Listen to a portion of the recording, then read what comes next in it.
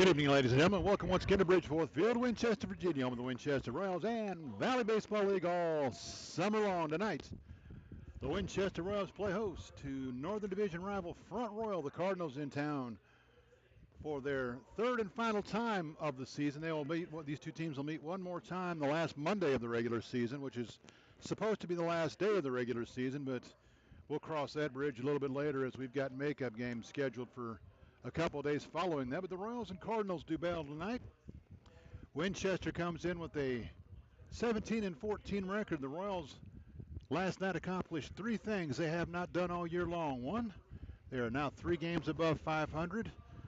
They now have a 4-game winning streak, which is a season high, and they beat the Woodstock River Bandits for the first time this season. Also a team high, season high 20 hits last night as the Royals beat up on the first place Woodstock River Bandits. On the other hand, this Front Royal Cardinals team, once they were 10-3 leading the Northern Division. Since then, things have not gone so well. They have lost 16 of their last 18 games, find themselves sitting at 12-19. They are in 5th place, 8 games out of first place behind Woodstock. Of course, this year everybody makes the playoffs, so nothing hurt yet. Just as long as once the schedule turns, everybody goes 0-0, you start playing better.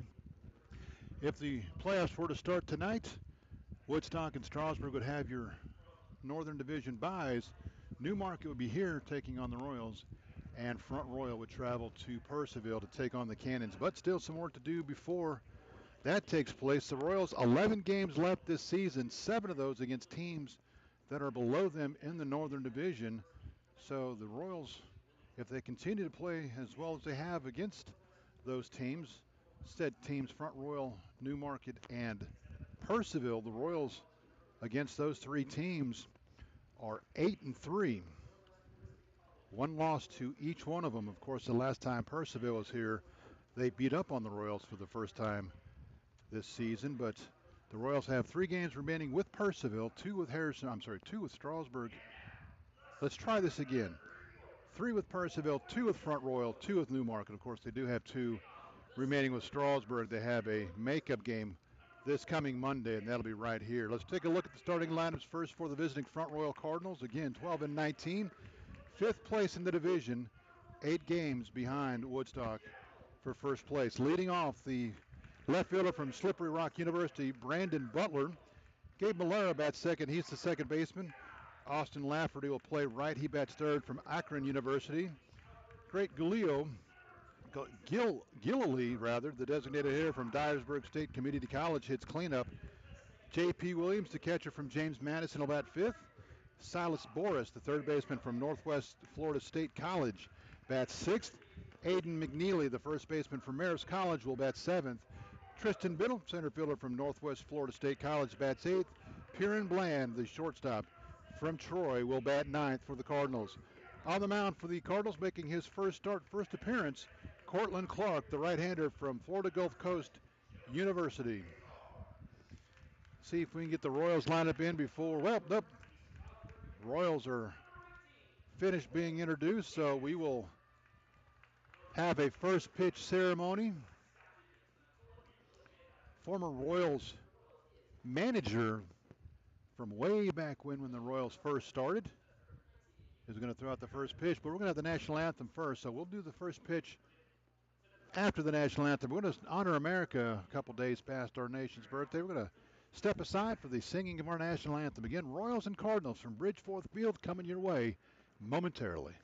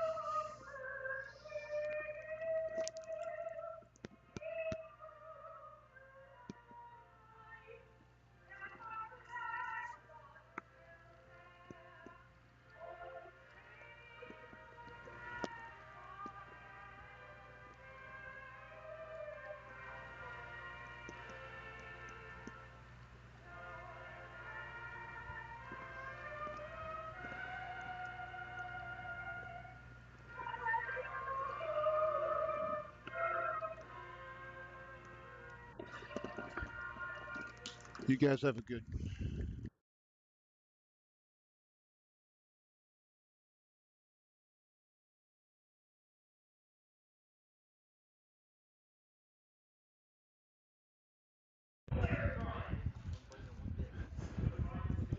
The Winchester Royals will line up like this: 17 and 14, third in the North. They are 2.5 games behind Strasburg for second place, 3 games behind front-running Woodstock.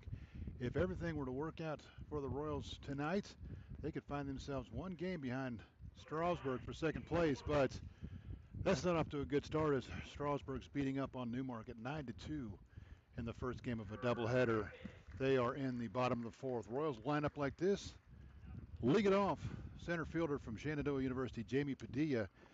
Ben Jones, third baseman from Lynchburg College, bats second. Connor Guy, the right fielder from St. John's River State, will bat third. Cleanup hitter Parker Fry, first baseman from East Strasburg. Todd Binghamton, second baseman from, let's try that again, Todd Abraham from Binghamton University. He bats fifth, plays second. Trenton Lombardo, the designated hitter from LaSalle, bats sixth. A.J. Labruciano, the shortstop from Ryder, will bat seventh. Joey Agar, catcher from Mount St. Mary's, bats eighth. Troy Davis, left fielder from East Strasburg, will bat ninth. On the mound for the Royals, making a return to Winchester, his first start, first appearance for the Royals this summer, right-hander from Stephen F. Austin, Reed Boyer.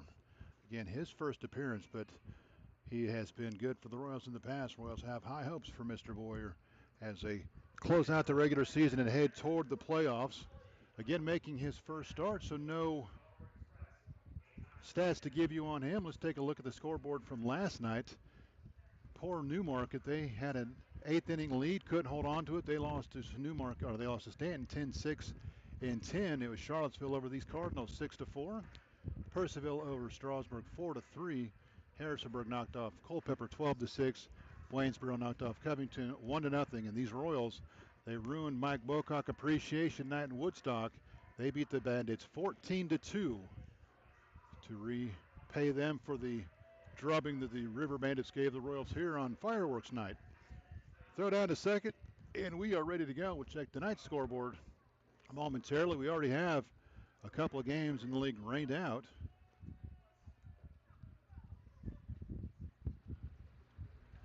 Leading off for the Cardinals, left fielder from Slippery Rock University, Brandon Butler, right-handed hitting outfielder. Butler on the season, a .268 hitter, his 19th game, 15 for 56. No home runs, 1 RBI. First pitch off the plate for a ball. We are underway. Royals and Cardinals, the fifth time these two teams have met. The slider catches the outside corner. We got a home plate umpire that is deliberate with his calls, so we're going to have to be patient with his strike call tonight. 1-1 the count. The 1-1 grounded up the middle. That's going to get to center field for a base hit. So Brandon Butler leads the game off for the Cardinals with a hit to center field. That'll bring up Gabe Malera.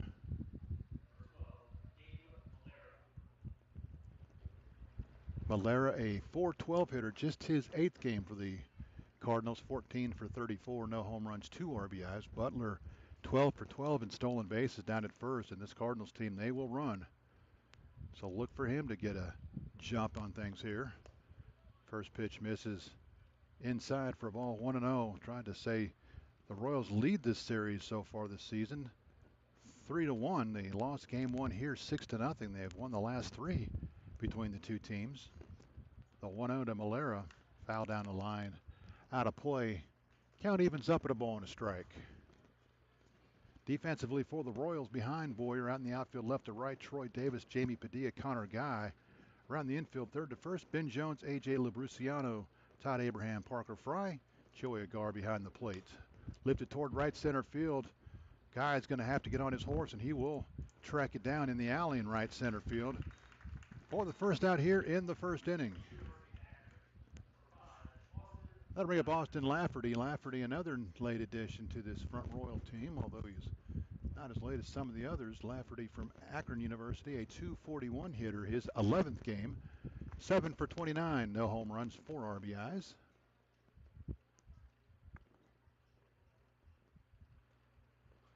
First pitch grounded toward third. Up with it is Jones, on to second for 1, on to first, and it's not going to be in time. Lafferty will beat it out, so Butler erased at second, 5-4. Lafferty just didn't hit it hard enough for the Royals to turn it over. That'll bring up the designated hitter, cleanup hitter for the Cardinals, Great Gillilee. Gillilee, the designated hitter from Dyersburg State Community College. 357 hitter, just his 5th game, swung on and missed. Nothing in one. He is 5 for 14, no home runs, 1 RBI. Lafferty, not a big stolen base threat at first. He is 2 for 2.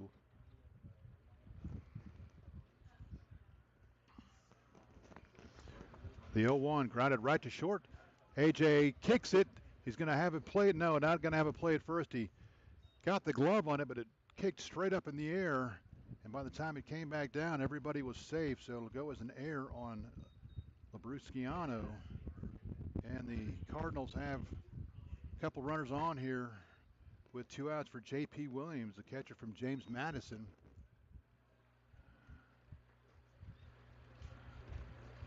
Williams, a .237 hitter, his 13th game, 9 for 38, no home runs, 3 RBIs. Trying to get the Cardinals on the board here in the first.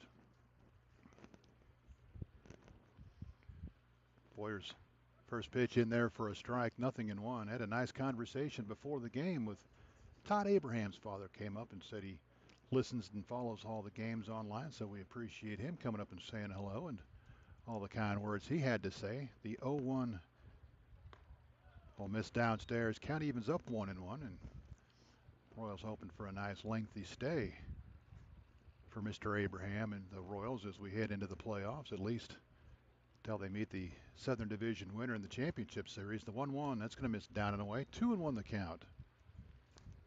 Lafferty at second. Gillilee at first. 2 outs for the Cardinals as J.P. Williams tries to get the Cardinals on the board in the first. The 2-1. Grounded toward third is going to be a fair ball. Jones is going to field it and run over and tag the bag. So Boyer gets into a little bit of trouble, but able to work around the base hit and the 2-out error for the Cardinals in the first. No runs a hit. There were 1 error, and the Cards leave 2 on base. Your score after a half an inning. Front Royal 0, Winchester coming to bat. You're listening to the Winchester Royals.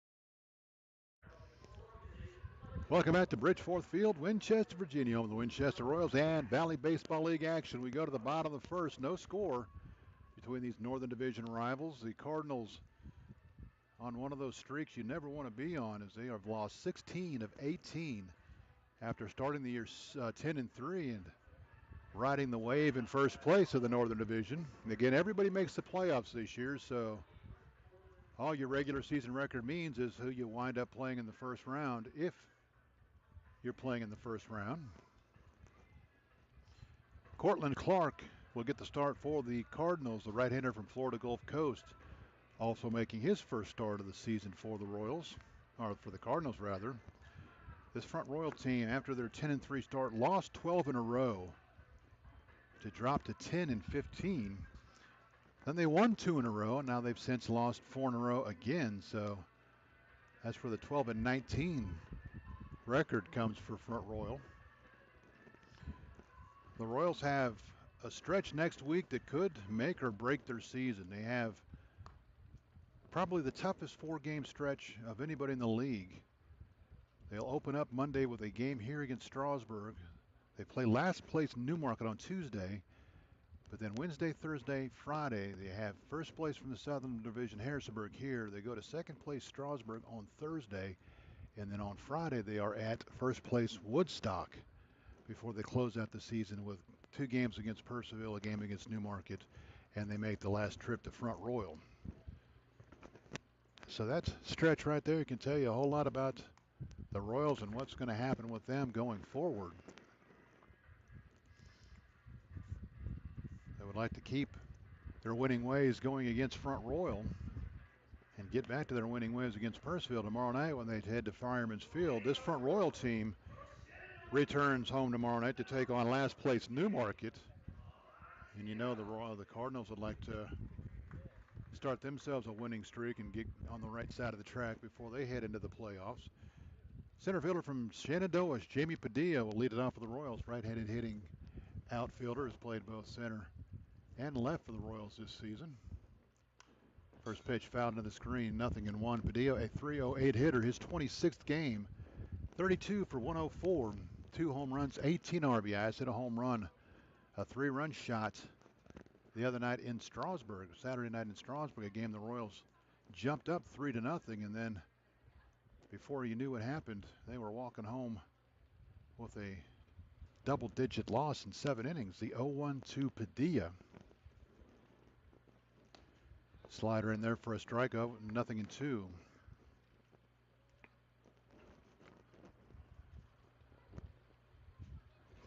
Clark working exclusively from the stretch, has his sign, his 0-2 delivery. Downstairs, and that's going to go all the way to the backstop. 1-2. Defensively for the Cardinals, out in the outfield, left to right, Brandon Butler, Tristan Biddle, Austin Lafferty around the infield, third to first. Silas Boris, Perrin Bland, Gabe Malera, Aiden McNeely, J.P. Williams behind the plate, and Cortland Clark with his 1-2. That's going to miss high and tight. 2-2 the count. Cardinals got a couple runners in the first inning. They couldn't do anything with them. Royals trying to get going here in the bottom of the first. Clark's 2-2. Grounded towards second, should be easy for Malera. He'll field a couple of steps toward first, and he will throw out Padilla for the first out here in the bottom of the first. That'll bring up Ben Jones, one of the newest Royals. He had a pinch hit appearance here the other night. He has played in 2 games. He is 3 for 6, a 500 hitter, no home runs, 3 RBIs. 3 hits last night in the game at Woodstock. 3 hits and drove in 3 for the Royals. Left-handed hitting third baseman from Lynchburg College, so he is familiar with this field as well. He has played here with the Lynchburg Hornets. A lot of Hornets in the lineup for the Royals here this afternoon. Well, at least 2, just at the top of the lineup. I thought we had another Lynchburg guy in the lineup. Guess he's not playing tonight. The 1-0, that'll miss down and away, 2-0.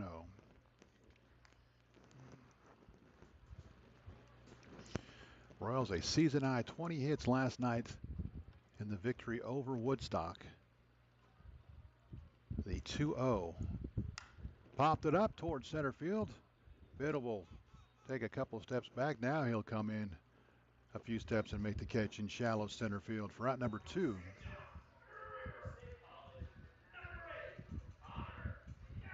That'll bring up the right fielder, Connor Guy, St. John's River State College. Guy leads the league with 37 walks. He's also tied for third in the league in stolen bases, a 264 hitter. His 30th game, 24 for 91, 2 home runs, 12 RBIs. Left-handed hitting outfielder. First pitch will miss high and tight. 1-0.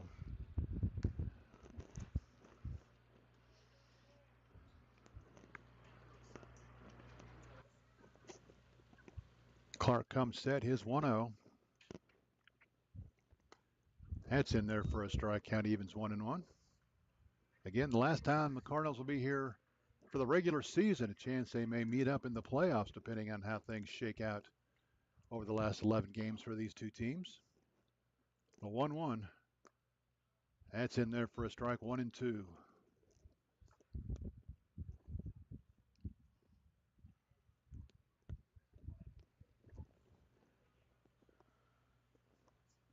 Clark's 1-2. Grounded toward second. Should be easy for Malera. Big high hop. He'll set and throw. And the Royals go 1-2-3 here in the first. A couple of quick innings. Nothing doing for the Royals. We've played 1. Front Royal 0. Winchester 0. You're listening to the Winchester Royals in Valley Baseball League action.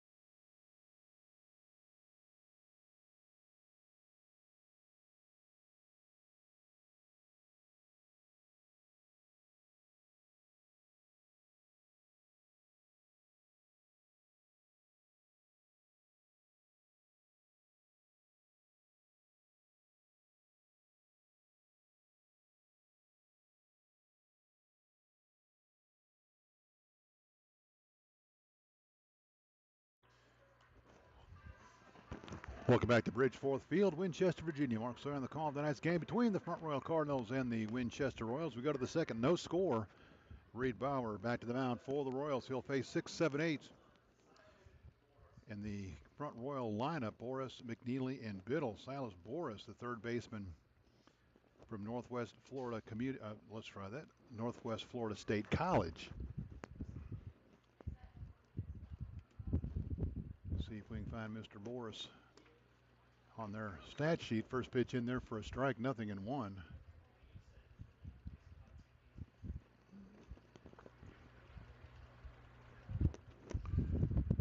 Boris way down at the bottom here. That's in there for a strike, 0-2. Boris, a 111 hitter, just his 5th game. 1 for 9. No home runs, no RBIs.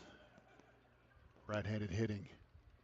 Third baseman down to the count 1-2 as that one misses outside.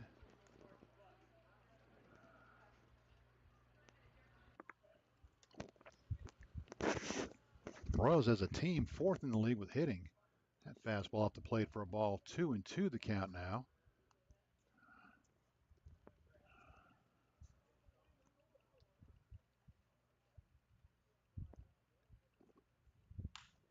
Trying to toward third. Up with it is Jones. Sets his feet. Sidearm throw to first in time to get Boris flying down the line. 5-3 for out number 1 here in the second inning.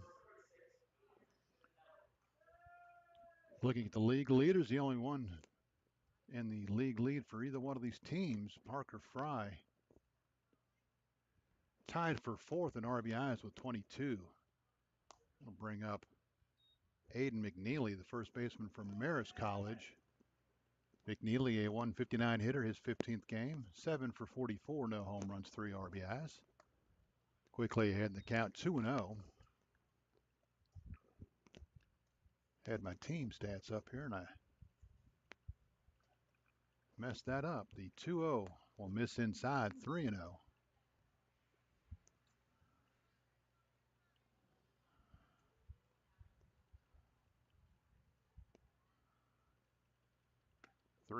Just catches the outside corner. 3-1. Got the, as they say in the trade, the automatic call. Swung on and missed. Count runs full. 3-2. Front Royal 10th in the league in hitting. 3-2. Grounded foul toward the Royals dugout. The Cardinals as a team hitting .242.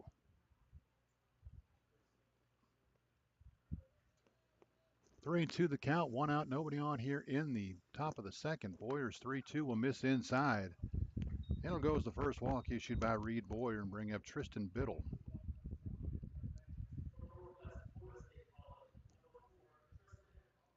Northwest Florida State College's Tristan Biddle, center fielder, batting 8th.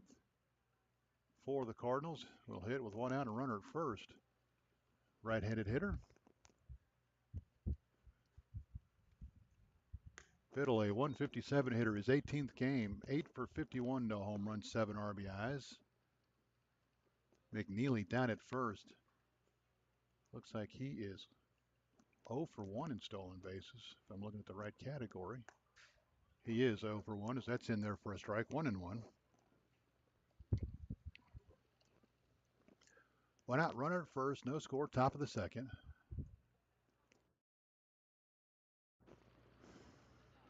The 1-1. Swung on and missed. Good slider, 1-2. The Royals home tonight, on the road tomorrow. Then everybody's off on Sunday for the All-Star game in Harrisonburg. Good showcase. And before the All-Star game, the Hall of Fame inductions. The 1-2 from Boyer just misses down and away. Count evens up 2-2.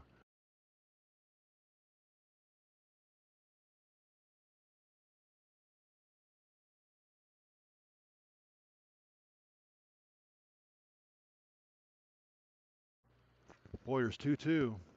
Grounded right up the middle. Backhanded by Abraham. He'll flip to Labrusciano for 1. On to set for a double play. What a double play turned by Todd Abraham on a ball that looked like it was going to center field for a base hit. He grabbed it, underhand flipped all in one motion to AJ, who threw to first to complete the 4-6-3 double play for the Royals. The Cardinals get a base runner but can't do anything with them. In the second for Front Royal, no runs, no hits, no errors, nobody left. Your score after an inning and a half.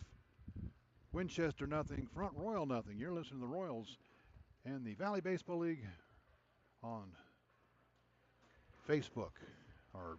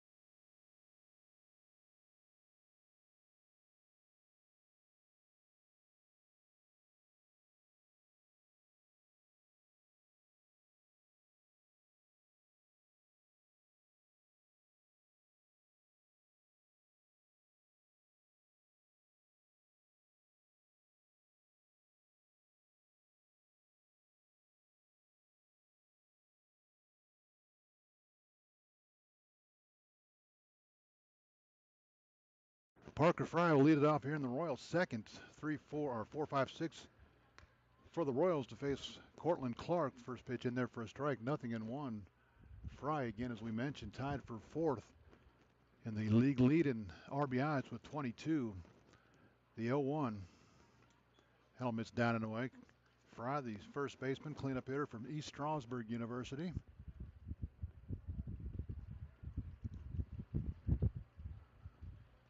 Is the 1-1 to Fry. That'll miss outside 2-1. Fry, a 270 hitter, his 23rd game. 20 for 74, 2 home runs, and again, 22 RBIs. He has walked 20 times on the season. The 2-1. And there for a strike. Count evens up 2-2. Royals looking for their first base runner. Cardinals have had a base runner in each inning, but put a star on a double play by Todd Abraham. Got the Royals out of the second inning. He had some help. AJ did his part. Parker Fry on the end of it. The 2-2 lifted toward left center field. Butler's going to range over and make the catch for out number 1. So Clark has retired the first 4 Royals he's faced here tonight.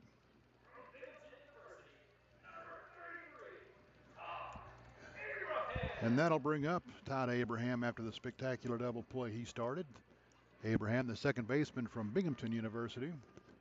287 hitter, his 27th game, 25 for 87, 1 home run, 15 RBIs.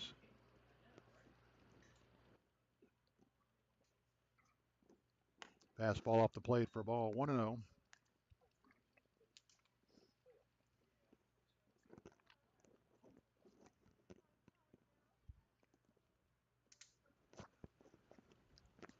The 1-0 to Abraham. Tap foul toward the backstop. Count evens up at a ball and a strike.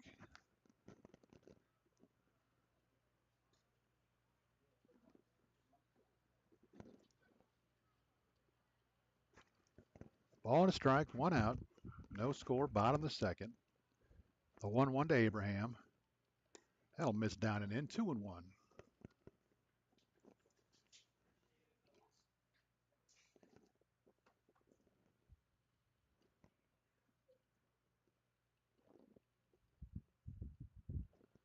The 2-1 is going to go over his back, and I thought that clipped something on the way by, whether it was his back or his bat.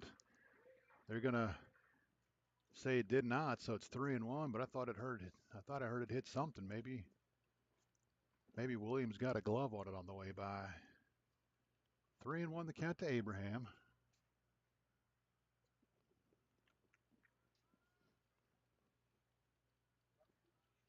Clark comes set, the 3-1 delivery. That'll miss high and tight, and the Royals have a base runner. It's Todd Abraham will draw the 1-out walk. That'll bring up one of the newest Royals, Trenton Lombardi.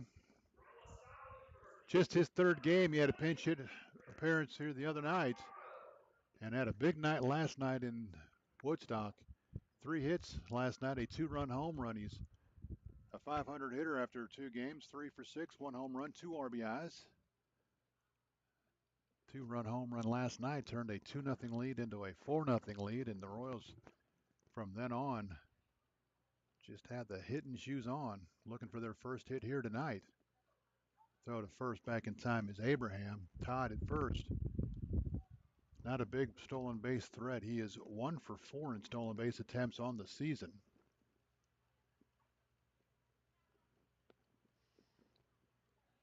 First pitch, swung on and missed. He had a home run hat, came up empty on a pitch down and in.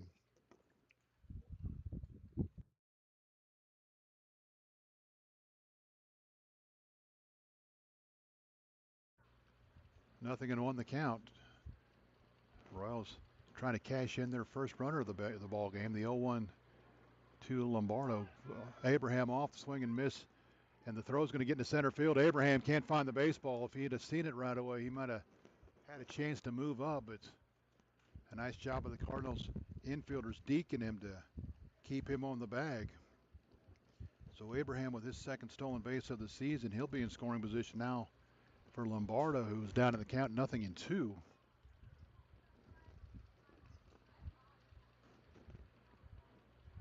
Looking to pick up his 3rd RBI of the season. And just his 3rd game, and he'll swing and miss, and Clark will strike out the Royals' designated hitter for out number 2 here in the 2nd.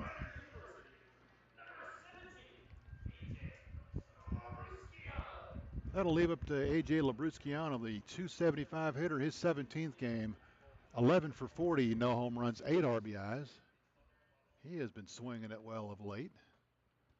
There was a time where Labrusciano was below 100 at the batting average. He's raising that all the way up to 275, so certainly a whole lot better place than he was at the first part of the season. First pitch downstairs for a ball, 1-0.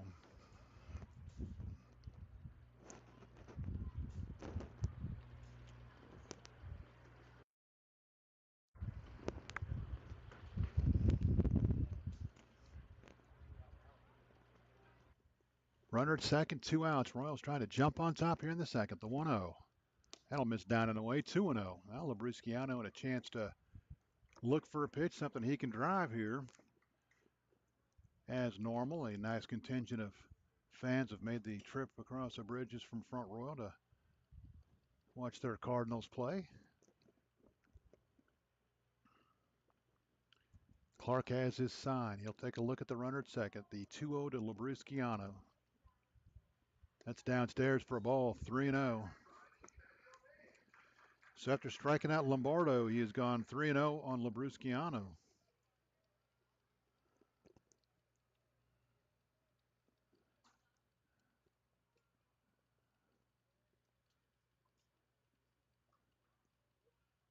The 3-0.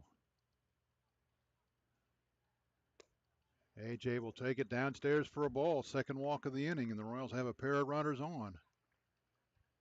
Still, in all likelihood, is going to take a 2-out hit.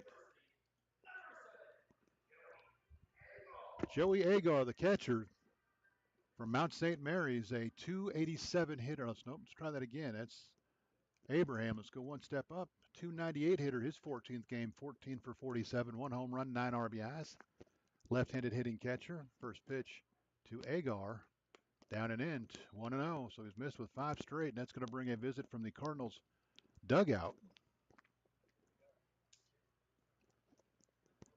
Nothing going on in the Front Royal bullpen, so this is just a quick visit to settle down a little bit. Look, you got 2 outs. Let's go get the hitter and get out of this, and we'll get you some runs type conversation or something along those lines.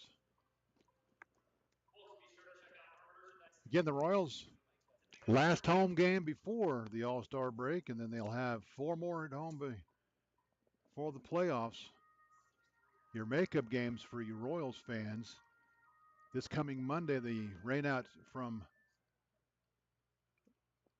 Last week, I'm sorry, the rainouts. Yeah, from last week to last Wednesday, the 9th, the Royals will play Strasburg. Then they play Newmarket, the game that was rained out in Newmarket. They'll play that game on Tuesday. And the game a couple of Saturdays ago in Percival that was rained out, they'll play that at the end of the season on the 23rd. The 1-0 to Agar as he tries to get the Royals on the board. Swung on and missed, had a home run hat, came up empty. Good live fastball there from Clark to even the count 1-1.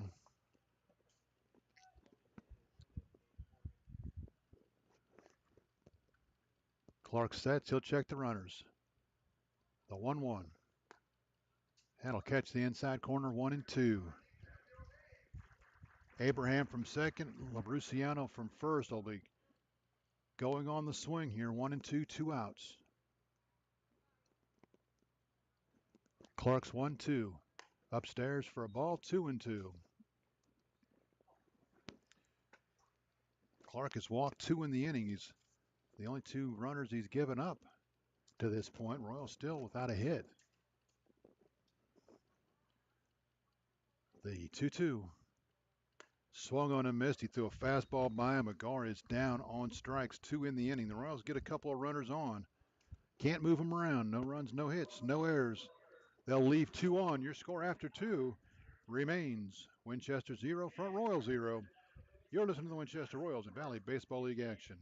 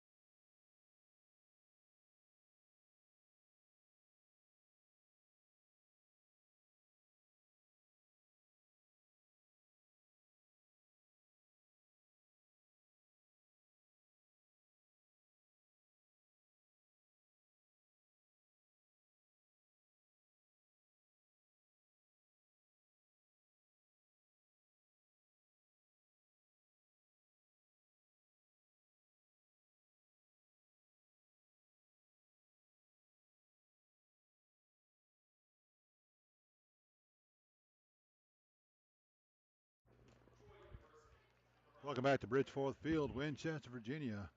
Reed Boyer back to the mound for the Royals. He'll face 9-1-2 for the Cardinals here in the third. Perrin Bland to lead it off.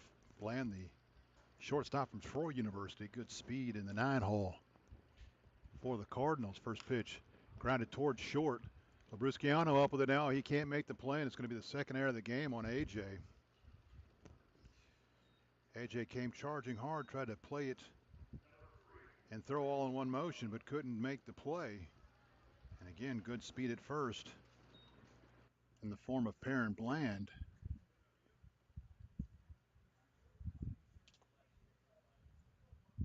Bland 7 for 9 in stolen bases on the season. I'll bring up Brandon Butler. Butler single to center his first time up. He's 1 for 1. Has the only hit of the game for either team. Bland swinging away. Before we had a chance to tell you about him, we'll catch his numbers next time around. The 1-0 to Butler. That's in there for a strike. 1-1.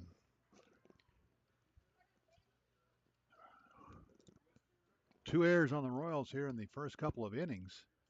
Remember that stretch where the Royals were getting beat up on. They had 6 errors in a game in 2 innings. They overcame that, got back in the winning ways, trying to pick up their season high 5th win in a row here. Grounded toward short. It's going to get into center field. Right over the bag. And Bland is going to stop at second. Butler 2 for 2 as he's hit 2 balls right up the middle. That one right over the bag into center field.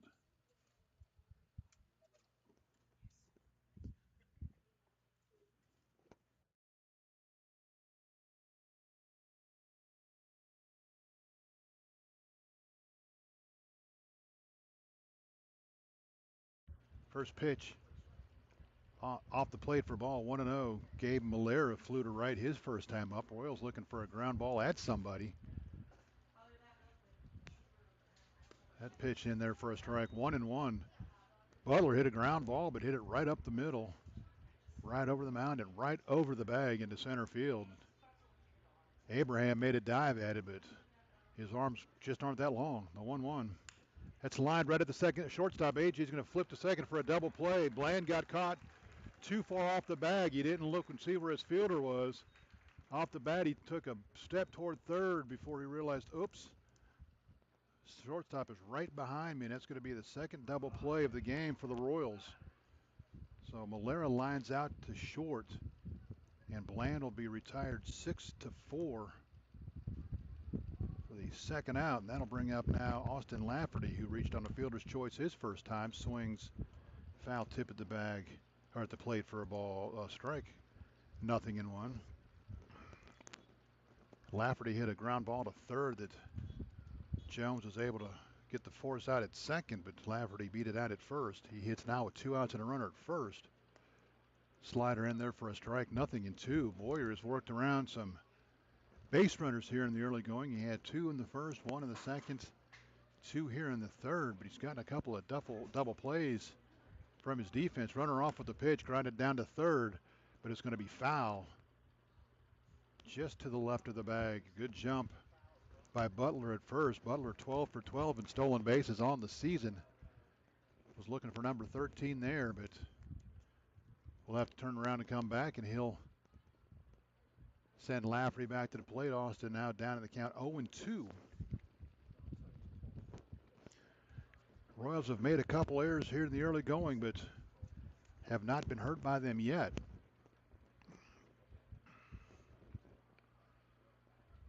Boyer sets the 0-2. Lifted toward right field, going back on his guy, and Guy's going to track it down as the wind plays all kinds of tricks with it. All the wind just picked up right as Guy was going back on it, and he is able to track it down right at the fence. So the Cardinals will get a couple base runners, but they will not be able to move them around. No runs to hit. There was 1 Royals error and 1 runner left on base. Your score after 2.5 remains Winchester 0, Front Royals 0. You're listening to the Winchester Royals and Valley Baseball League action.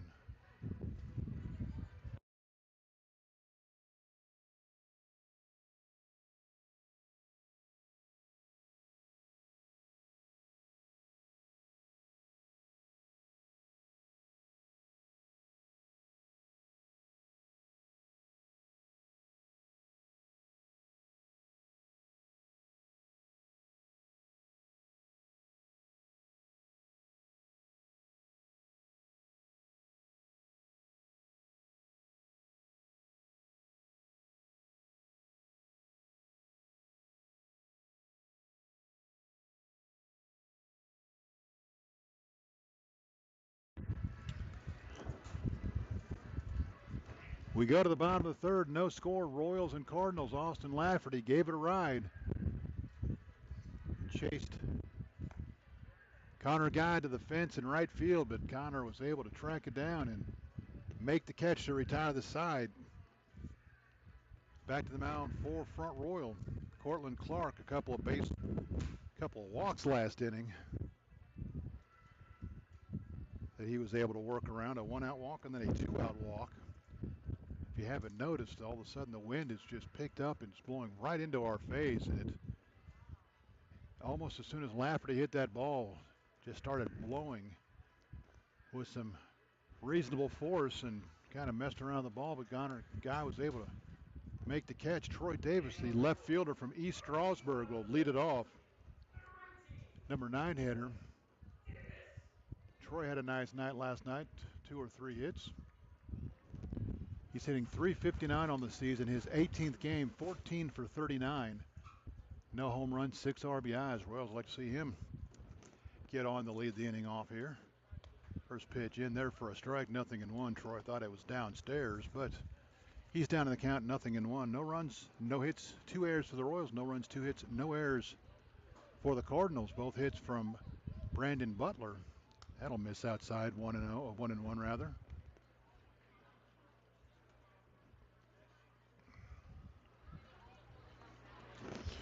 Ball and a strike, bottom of the third, no score. Clark's 1-1. Swung on and missed, had a pretty nice hack. Came up empty 1-2, and I'm going to tell you right now, for Troy Davis and anybody else swinging from the right-handed batter's box, to hit one out to left right now is going to take a mammoth shot because that wind is blowing in right into our faces. The 1-2 tap foul at the plate. We'll do it again, 1-2. The flag is at attention, blowing in from left. So if you hit one out to left right now, you have earned it.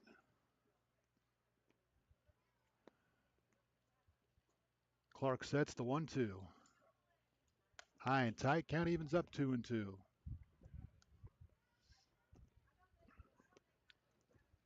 Davis, then Padilla, then Jones. They're in the Royals' third.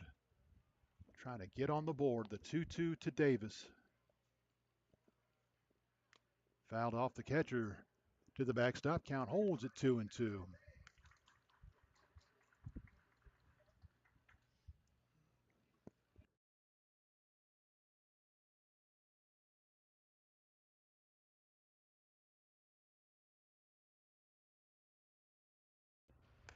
The 2-2 will miss upstairs. Davis ducks underneath of it. Count runs full, 3-2.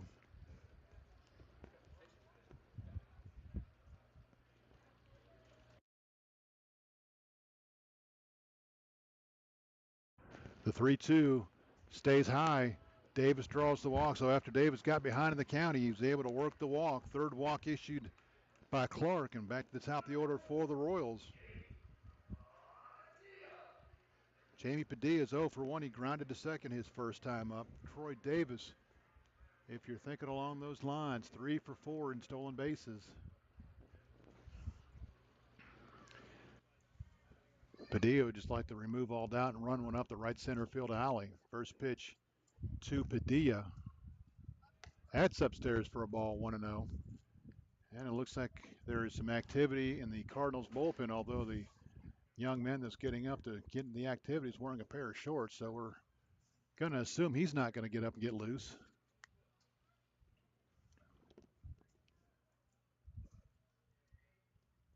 The 1-0 drops a slider in there. Count evens up 1-1. There is no activity in the front Royal bullpen other than the young man wearing shorts throwing a baseball off the fence.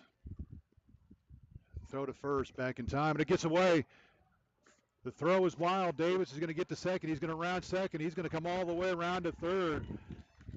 A two-base throwing error on Cortland Clark. He had a nice quick move to first, but he threw it away. Davis got to his feet and all the way around to third, and now the Royals will have a runner 90 feet away with nobody out. Padilla, all he's got to do is put it in play. The Cardinals will play even at the corners. They'll play midway at second and all the way back at short as the 1-1's in there for a strike. 1-2. Padilla trying to pick up his 19th RBI of the season. That is second high on the Royals lineup. The 1-2 swung on and missed. He chased a high fastball, and Padilla down on strikes, and just like he did in the second inning. Clark picks up a big strikeout there.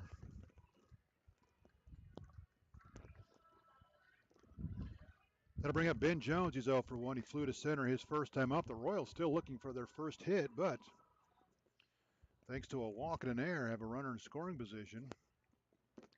Cardinals will remain in the same defensive alignment. The first pitch to Jones, grounded right to second. They're going to concede the run, and Davis maybe a little anxious to come home, but after Malera thought about it, he's like, he just takes the out at first. So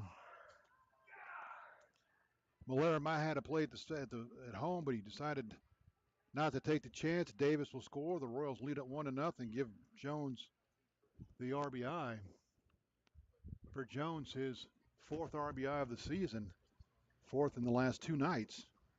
The Royals lead at 1-0 now for Connor Guy, who grounded to second his first time. Fouled out of play, 0-1. So as we have said hundreds of times this season, there's that leadoff walk on the board. This time working in the Royals' favor. The 0-1 to Connor Guy. That'll catch the outside corner, 0-2. I have a feeling that one run's not going to be enough tonight, especially the way the wind is blowing toward right field right now. The 0-2 to Guy. Taps it toward shortstop, backhanded by Bland. He will throw on. No, he's going to eat it. There was an excuse me swing by Connor Guy. He just tried to save the outside corner, and Bland was shaded up the middle, so by the time he got to it, the speedy Guy was able to beat it out. It'll go as the first hit of the game for the Royals. And again, Guy tied for second in the league in stolen bases on the season. He is 18 for 22. Parker Fry steps in. Fry is 0 for 1. He flew to left in the second. See if the Royals put Guy in motion and try to get a runner in scoring position for Fry. The 1-0 to Fry. Guy at first. All kinds of eyes. The 1-0 will miss. Oh, no, but it'll catch the outside corner. Count evens up 1-1. Guy at first, a two-out infield single. Royals on the board with one here in the third. Clark checks the runner, the 1-1. Guy's off with the pitch, grounded toward the hole, into right field. Guy's going to round the bag and head to third. Royals play hit and run perfectly as Connor Guy goes to third. Parker Fry, a two-out single to right. And now Todd Abraham with a chance to add on for the Royals. Abraham walked and stole second in the second.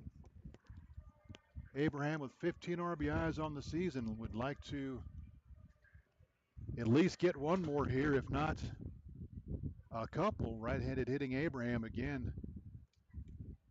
No thoughts of getting it out to left field right now. A nice little gapper to right center field would work.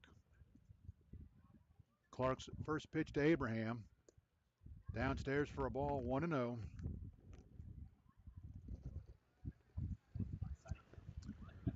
Royals a little two-out magic here. The run on the board thanks to the two-base error, but he probably would have scored because of the two hits. The 1-0 drops the slider in there, 1-1.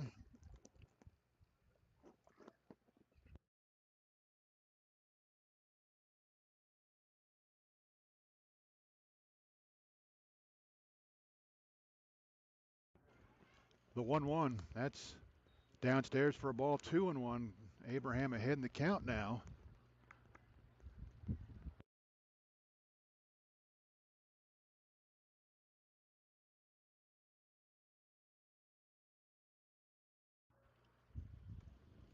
The 2-1, that's going to hit Abraham right in the middle of the back, right between the threes, and the Royals will have him loaded. And oh boy, that'll bring up Trenton Lombardo, who had a very nice night last night in Woodstock. And would he like to introduce himself to this home crowd in a big way here? Lombardo, a two-run home run last night. He's 0 for 1 tonight with a strikeout. He'll hit with two outs and the bases juiced. Lombardo again, one home run, two RBIs. All that came last night in his first game starting. First pitch, down and in, 1-0. And Cortland Clark is working himself into a jam here with free passes. Still no working in the front Royal bullpen. Clark sets again. He is just one pitch from getting out of this mess with just one run on the board. The 1-0. Broke his bat. It's going to be an easy ground ball to first. McNeely's going to field it and run over and tag the bag, so Clark will get out of it.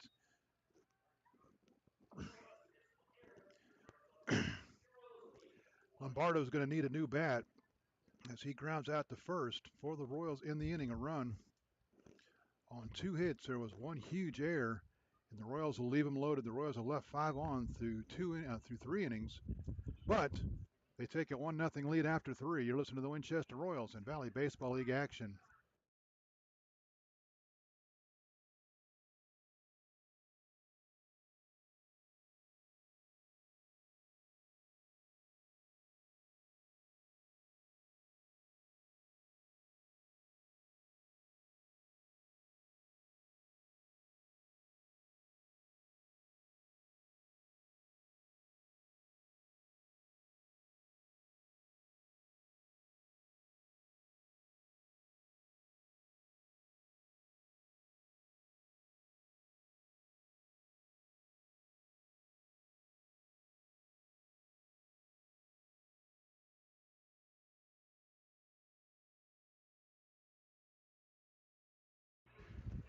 Welcome back to Bridgeforth Field, Winchester, Virginia. Mark's on the call. The nice Northern Division battle between the Royals and the Cardinals. We're 1-0 heading to the top of the 4th.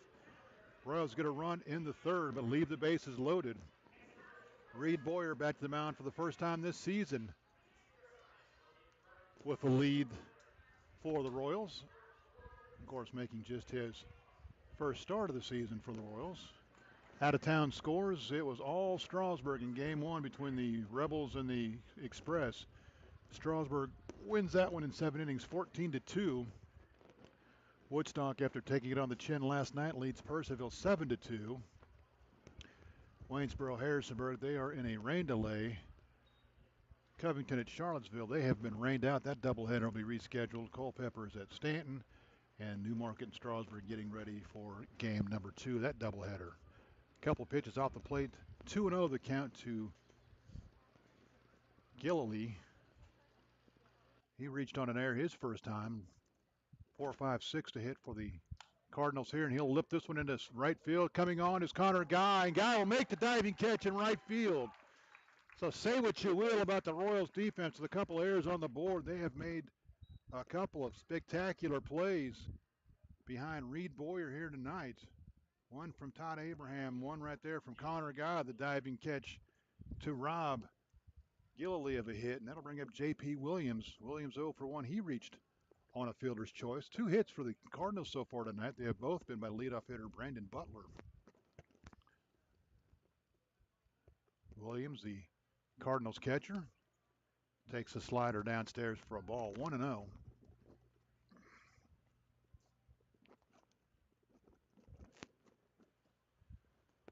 Boyer's 1-0. That's downstairs. 2-0. In the Royals on the road tomorrow. Everybody off on Sunday for the All-Star game. Then right back here on Monday for a makeup game with the Strasburg Express. The 2-0 swung on and missed. 2-1. Nice crowd on hand for tonight's ball game. The 2-1. That's downstairs. 3-1.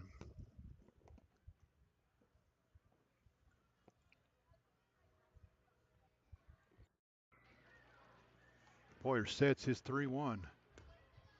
And that'll be downstairs, ball 4. So after the nice play in right field by Guy, Williams draws the 1-out walk. It'll be the first walk issued. The second walk issued by Boyer.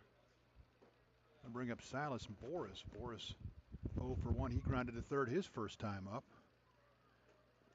McNeely was walked in the second inning, but he was on the front end of that nice double play by Todd Abraham. Fouled out of play. 0-1 the count.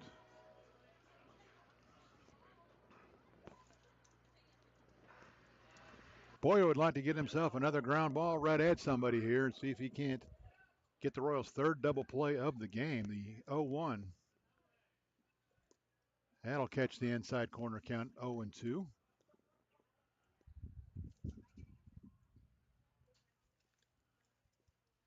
No balls, 2 strikes, 1 out. Top of the fourth, Front Royal trying to tie it up. Slider will miss down and away, 1-2.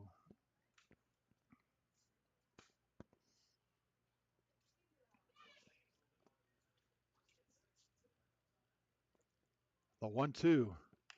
Popped it up. Going back is Lubriciano. Coming in is Padilla. Padilla will make the catch in shallow left center field for out number 2. Got in on his hands, and Boris popped it up. That'll bring him Aiden McNeely. McNeely walked his first time up. He was erased on the double play.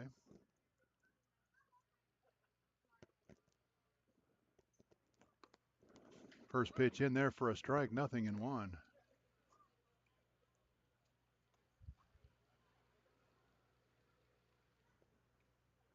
The 0-1. That'll miss. Off the plate, ball even, or count evens up 1-1.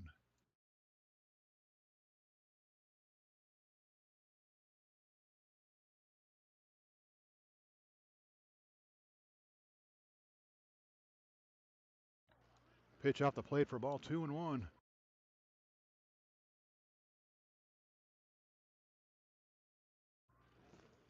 The 2-1.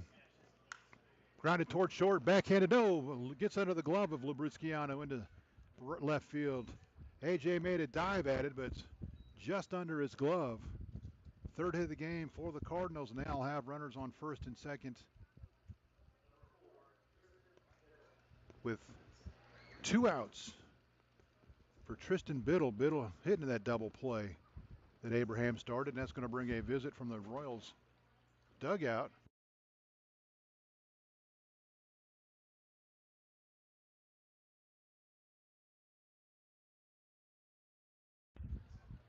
And that is going to do it for Reed Boyer. So Boyer will exit here with 2 outs in the fourth.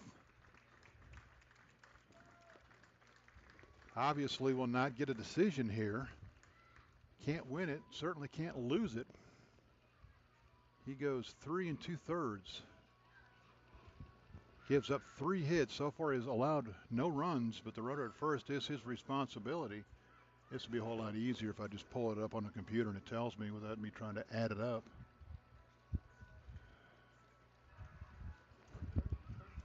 .35 is our new pitcher.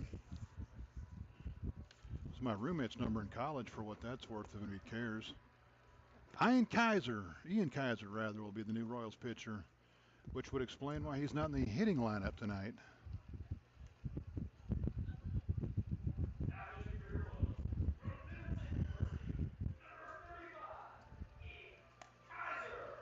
Kaiser, the left-hander from Binghamton University,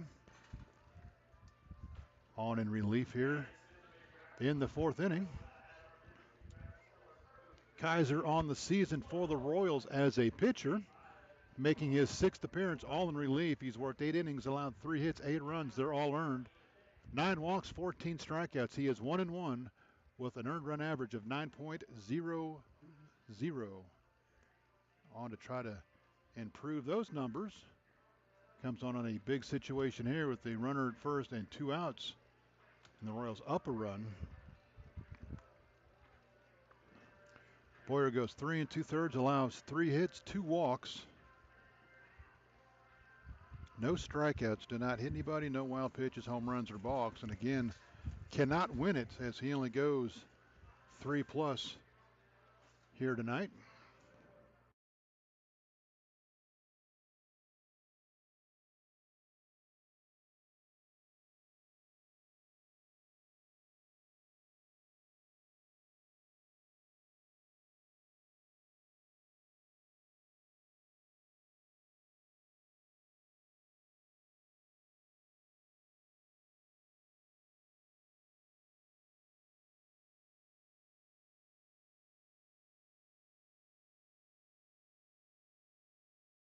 First pitch from Kaiser off the plate for a ball, 1-0.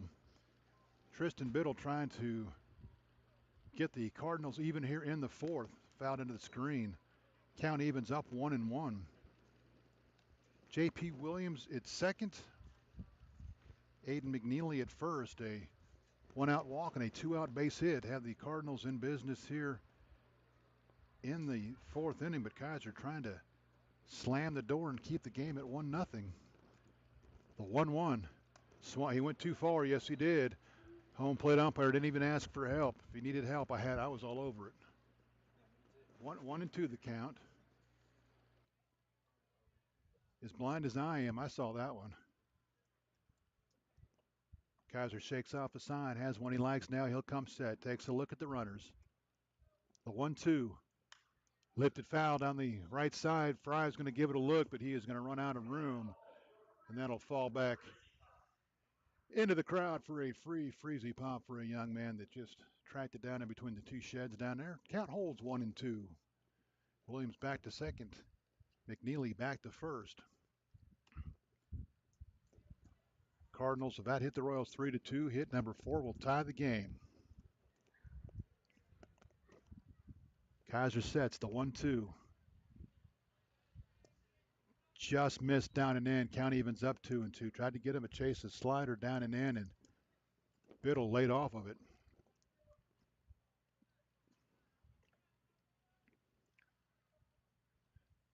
Kaiser has his sign. Checks the runner at second. The 2-2. That'll miss down and in. Now the runners will have the head start. Biddle runs one up the alley. The Cardinals are going to take the lead. McNeely from first, Williams from second will have the 3-2 head start with 2 outs. Kaiser sets, checks the runners. The 3-2 downstairs, ball 4. So Biddle works from behind and he draws the walk. Second walk of the inning issued by Royals pitching, and the bases are now loaded. For a base hit will give the Cardinals a lead. Perrin Bland will be the hitter. He is 0 for 1. Reached on an error his first time.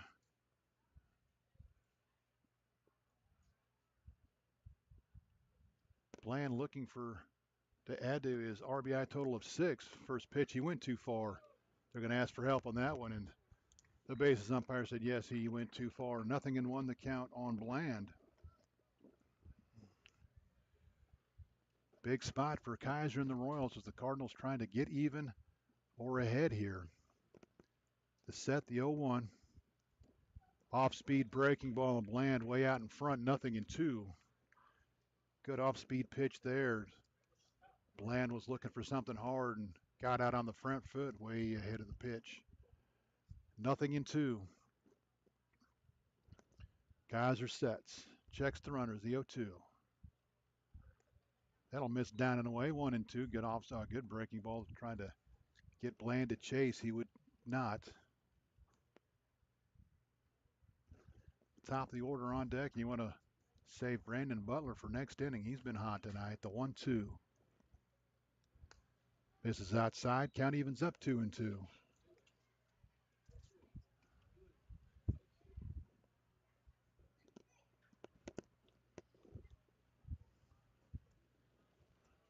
Kaiser has his sign. He'll check the runners. The 2-2. Grounded sharply towards second. Abraham over Fields in shallow right field. Low throw to first, but Fry digs it out to end the inning. Abraham had to go a long way to get there, but able to get it in shallow right field and throw on to first to retire Bland. The Cardinals threaten here in the 4th, but forefront Royal, no runs, they had a hit, no errors. They leave them loaded. They've left 6 on through 4 innings.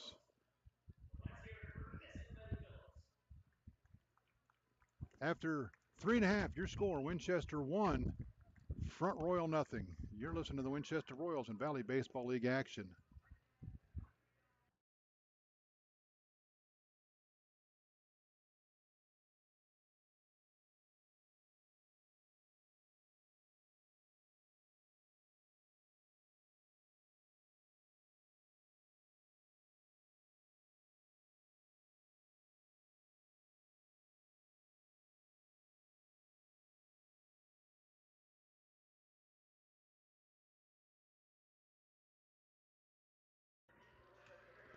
The Royals avoid a big threat from the Cardinals in the 4th and hold on to their 1-run lead. We go to the bottom of the 4th. 7, 8, 9 to hit for the Royals here in the fourth. Back to the mound for the Cardinals, Cortland Clark.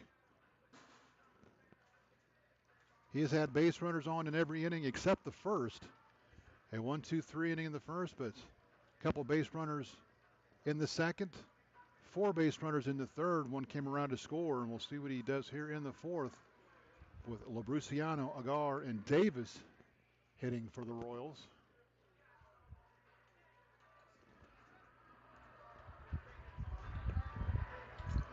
Between Charlottesville and Purcellville, I'm not sure they're ever going to get all their games in because they've got somebody to make up as it is, and every time you turn around, one of them's getting rained out. Clark finishing up his warm-up tosses. The throw down to second, and we're ready to go here in the bottom half of the fourth. Labruciano will lead it off. He walked in the second. No at-bats yet. Again, out-of-town scores. Woodstock leads Purcellville 8-2. Waynesboro, Harrisonburg, they are in a rain delay. No report from Culpeper and Stanton. Covington at Charlottesville's been rained out. Newmarket and Strasburg, their second game, getting ready to get going here momentarily. And of course, Strasburg won that first game between the Rebels and the Express 14-2. First pitch to AJ off the pitch for a ball, off the plate for a ball, 1-0. The 1-0 misses inside, 2-0. Still no activity in the Front Royal bullpen. First start of the year for Clark. You got to believe that he's on some kind of pitch count, depending on what he did before he got here. The 2-0, that's in there for a strike, 2-1.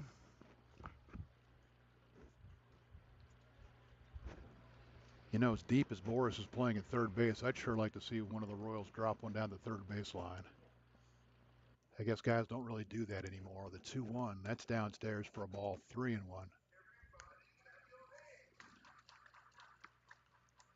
But on the turf, you got Boris playing all the way back for the AstroTurf hop. And the ball gets to you a little bit quicker on the turf.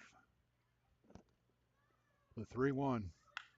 Lifted toward left center field, going back onto his Butler. Butler's going to give it a look to the fence, and he is going to make the catch just shy of the fence. Labruciano gave it a ride, but Butler tracks it down right in front of the ODEC regular season championship sign from 2014. So allowed out number 1 for the Royals here in the fourth. And the wind has died down quite a bit to left field, so that certainly helped that ball a little bit, but AJ just got under it a little bit too much. Joey Agar struck out his first time. He's 0 for 1. Left-handed hitting catcher stands in for the Royals. The 1-0 swung on and missed. Count evens up 1-1.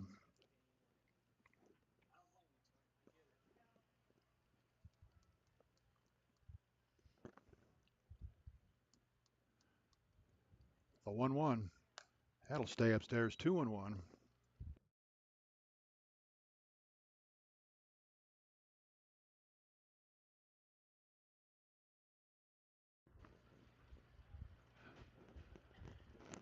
The 2-1. That'll miss outside. Count goes 3-1. Didn't miss by much on the outside corner. Agar, Davison back to the top of the order for the Royals. They lead at 1-0. We're in the bottom of the fourth. The 3-1. It's in there for a strike. Joey was headed toward first, but before he got too far along, Mr. Umpire says, hold your horses, young man. You're not done yet. Clark's 3-2 to Agar. Swung on and missed, and Agar down on strikes for the second time tonight. That'll bring up Troy Davis, who scored the only run of the game. Walked, got all the way around to third on a throwing error, scored on a ground out by Ben Jones. All that happened in the third inning. He is responsible for the only run of the game so far. First pitch to Davis. Swung on and missed. He chased one upstairs. Led her higher, higher. Nothing and won the count on Troy.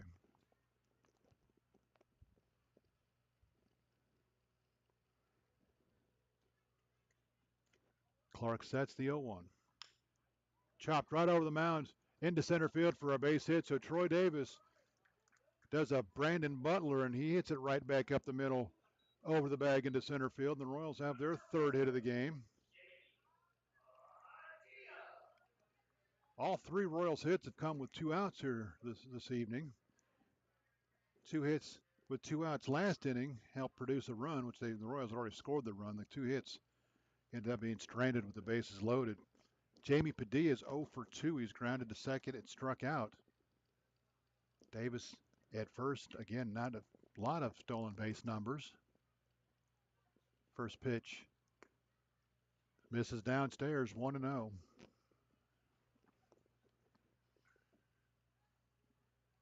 So with the way things are going in the out-of-town scores, Royals really need to win this game just to stay on pace.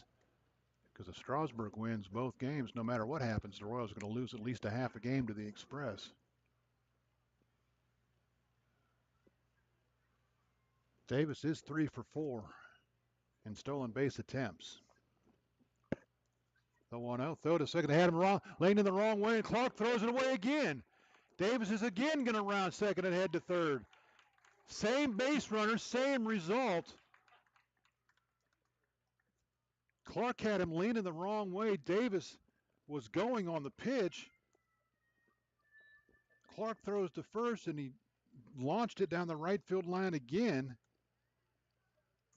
Second error on the Cardinals, both on Clark, this time with 2 outs, so a chance to get out of it with no damage. But now Davis just 90 feet away, where a wild pitch will make it 2-0.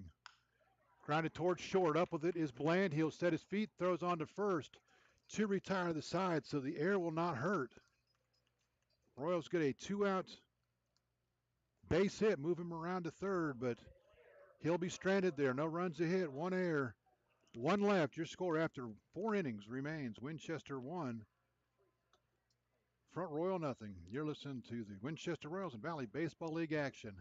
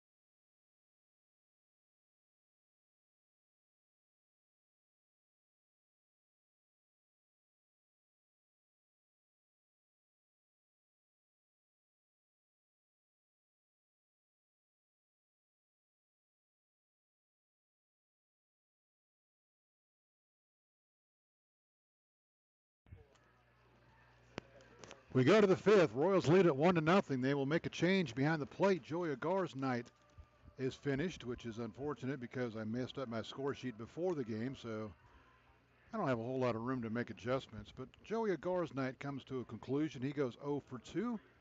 Now catching for the Royals, Mark Hirsch from Florida International University takes over. Ian Kaiser back to the mound for the Royals for his first full inning of work. Mark spells his name with a C for all those scorekeeping at home that want to make sure they got everything correct. First pitch from Kaiser in there for a strike, 0-1. 1-2-3 for the Cardinals here in the 5th. Butler, Malera, and Lafferty. Brandon Butler, I knew I was going to call him Brett before the night was over, has 2 of the 3 hits for Front Royal. The 0-1 off the end of the bat, foul to the backstop, 0-2. A run, 3 hits, 2 errors for the Royals. No runs, 3 hits, 2 errors for the Cardinals.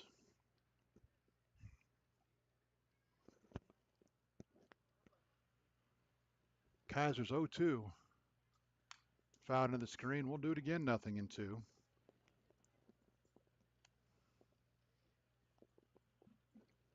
Brandon Butler, a good guy to keep off the bases. He is 2 for 2 tonight. Has not attempted a stolen base, but has 12 on the season. The set, the 0-2. That'll miss outside, 1-2.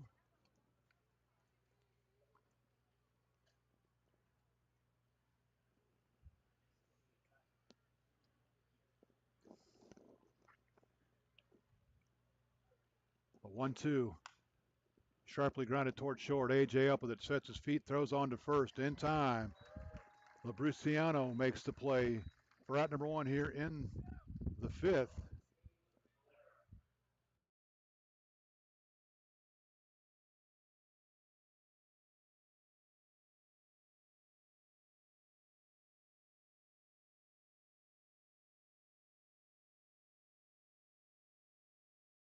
First pitch from Kaiser in there for a strike, 0-1. Malera is 0 for 2. He's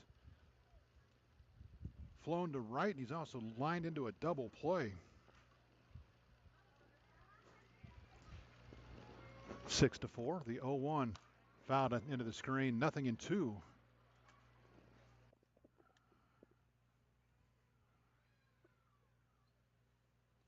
Again, after tonight, the Royals just 4 more home games left. They are against pretty much 2 teams from the top of the division, 2 teams from the bottom of the division. That ball lined right over the front Royal dugout. Fortunately, it just went to the right of the bleachers because that really had somebody's name written all over it. That ball was scorched on a line. Royals play Strasburg and Harrisonburg here in the next 2 home games, and then close out the season next weekend with Percival and Newmarket. That pitch will miss outside, 1-2.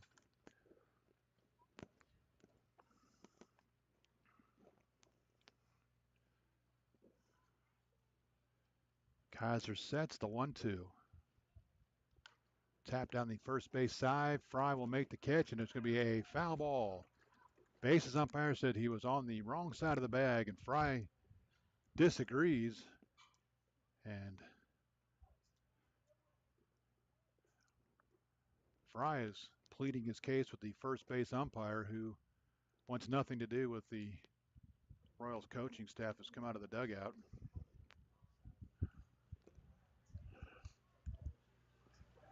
A home plate umpire said nothing, which is generally his call till the ball gets to first. And then after it gets to first, it's the first base umpire. But he immediately called it foul as soon as Parker made the play. So the count will remain 1-2.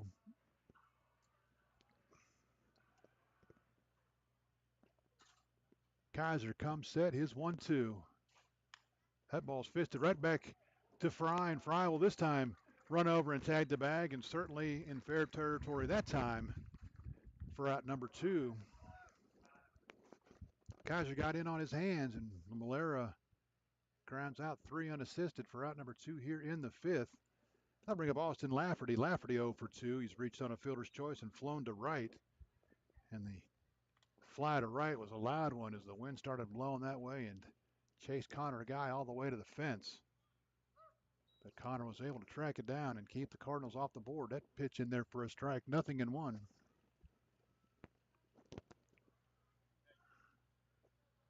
Kaiser's 0-1. Downstairs for a ball, 1-1. So not sure why the Royals replaced Agar at catcher. I don't know if it was planned to split the game between the 2 catchers, or if Agar hurt himself, or what happened. The 1-1 misses down and in, 2-1, but Agar finishes 0 for 2, and Mark Hirsch will be the catcher for at least for the next few innings. We'll see what happens after that. The 2-1. That'll miss upstairs, 3-1.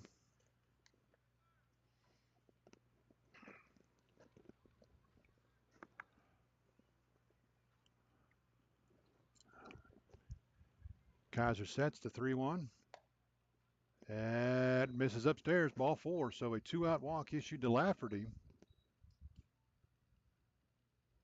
Second free pass issued by Kaiser since he's come on.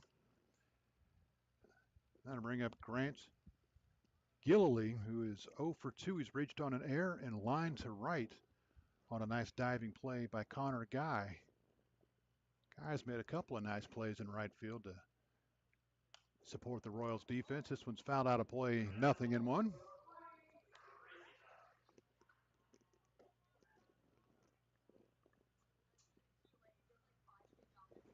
Cardinals have the tying run on base with 2 outs here in the 5th. Guys are trying to keep him there. The 0-1. That'll miss high and in. 1-1 the count.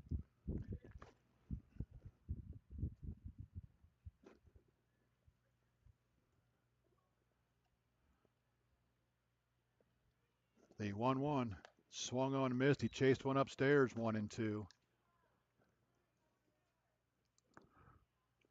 Ball and 2 strikes, 2 outs.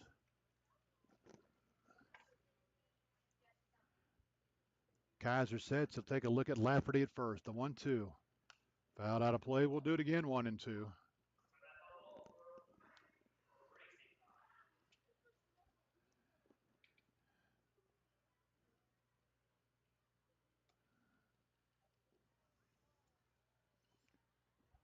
Kaiser comes set, checks Austin at first. The 1-2. Swung on and missed. He pulled the string. Kaiser will pick up his first strikeout, 2 in the inning for the Cardinals. No runs, no hits. There were no errors. Front Royal leaves another one on base. Your score after 4.5. We're halfway home.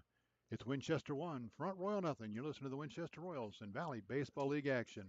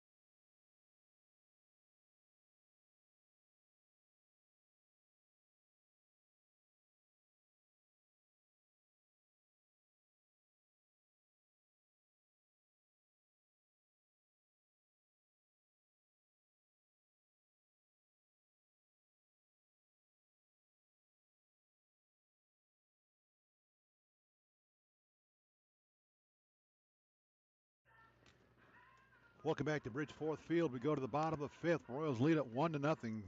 Cortland Clark back to the mound for Front Royal. Mark Sawyer on the call. The nice game between the Royals and the Cardinals. It's been a good one so far. The Royals with the only run, and it came from this young man right here.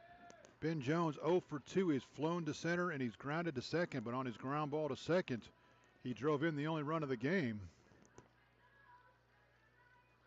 Just his second full game for the Royals. He did pinch hit here the other night in a Royals victory.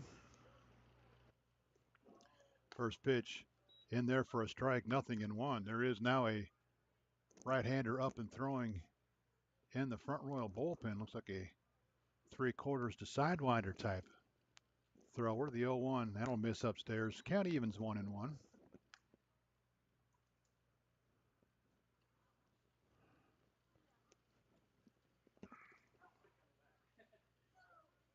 Clark's 1-1 to Jones, will miss downstairs, 2-1.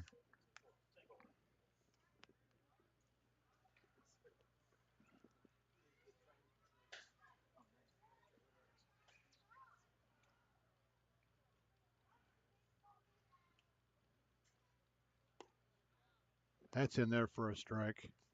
2-2.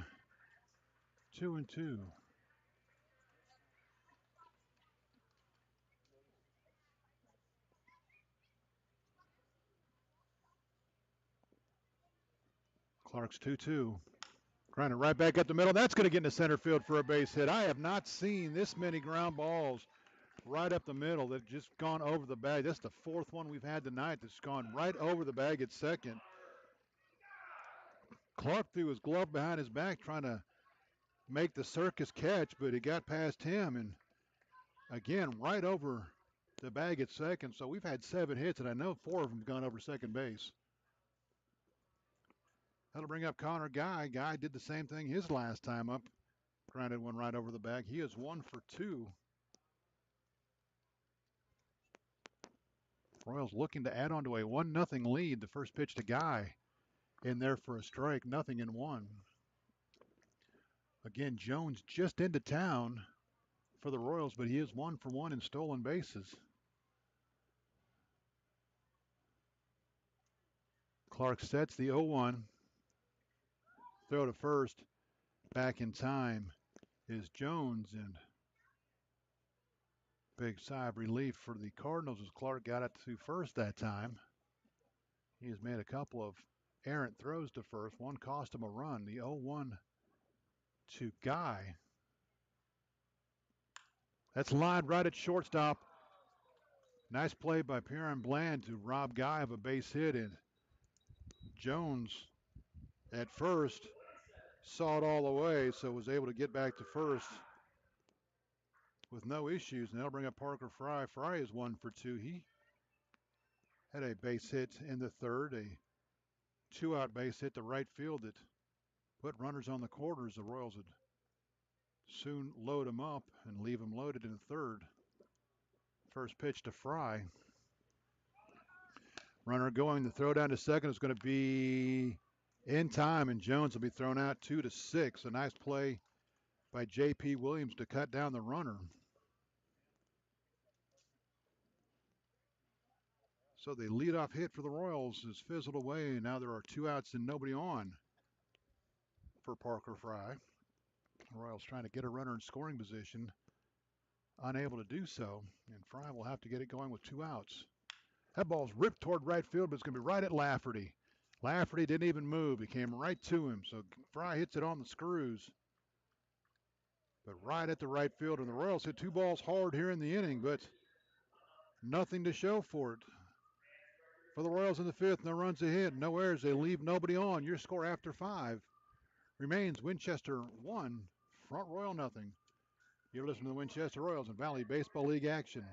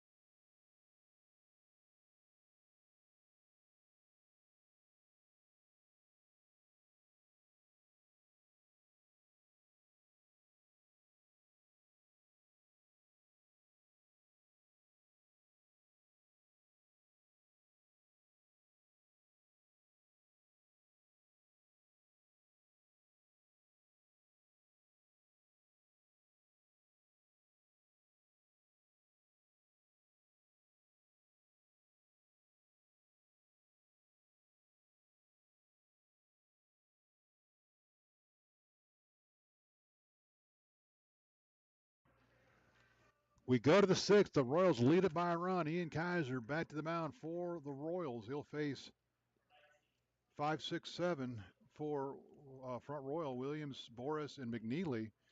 Another rain out to notify you of. Culpepper at Stanton has been rained out, and Culpepper right up there with Covington and Percival and rainouts that they got to figure out a way to get in the next week and a half. They've already got one at Strasburg that they got to reschedule. First pitch to Williams. Downstairs for a ball, 1-0. Williams 0 for 1. He reached on a fielder's choice, has also walked. So he leads off the Front Royal 6th.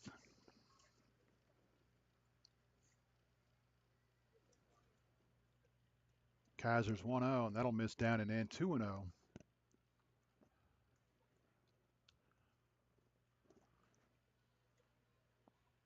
A run, 4 hits, 2 errors for the Royals. No runs, 3 hits, 2 errors for the Cardinals as we play here in the 6th. The 2-0 fisted toward first. Parker Fry is going to have plenty of room to make the catch in foul territory, and Williams will foul out to first. First out here in the 6th. That'll bring up Silas Boris. Boris 0 for 2. He's grounded to third and flown to center.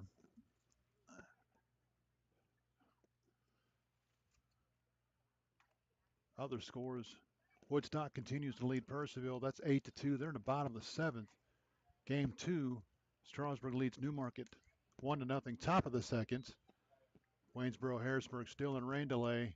Everybody else, Covington at Charlottesville, Culpeper at Stanton have been rained out. The 0-1 to Boris in there for a strike, 0-2, and Boris looking at the umpire like that was way inside. What are you talking about? And they're having a discussion, and I don't think Boris is going to win this one. Boris thought it was inside, and the home plate umpire disagreed, which means if this is anywhere close, it's going to be a strike. Swung on and missed, and it might not have been, but Boris will swing and miss, and he is down on strikes for out number 2 here in the 6th. And that'll bring up Aiden McNeely. He is 1 for 1. He has one of their 3 hits. He walked in the 2nd, singled in the 4th. The other hits belong to Brandon Butler. The 3 hits the Cardinals have collected so far here this evening. Guys are trying to dispose of the Cardinals here in the 6th. 1-2-3. As that one will miss downstairs. 1-0. Mother Nature screwed up my All-Star break. We got a game here on Monday now with the Express, the makeup game, and that'll miss downstairs and kick away all the way toward the Royals dugout. 2-0 the count.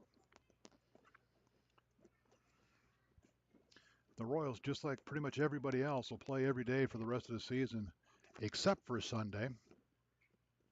The 2-0. Popped it up. Should be easy. Kaiser is calling for it. Now Fry's telling him to get out of the way, and Fry will make the catch. Parker Fry took charge, made the catch. And for the first time tonight, the Cardinals go in order. Nothing doing here in the 6th. Your score after 5.5 remains Winchester 1, Front Royal nothing. You're listening to the Winchester Royals and Valley Baseball League action.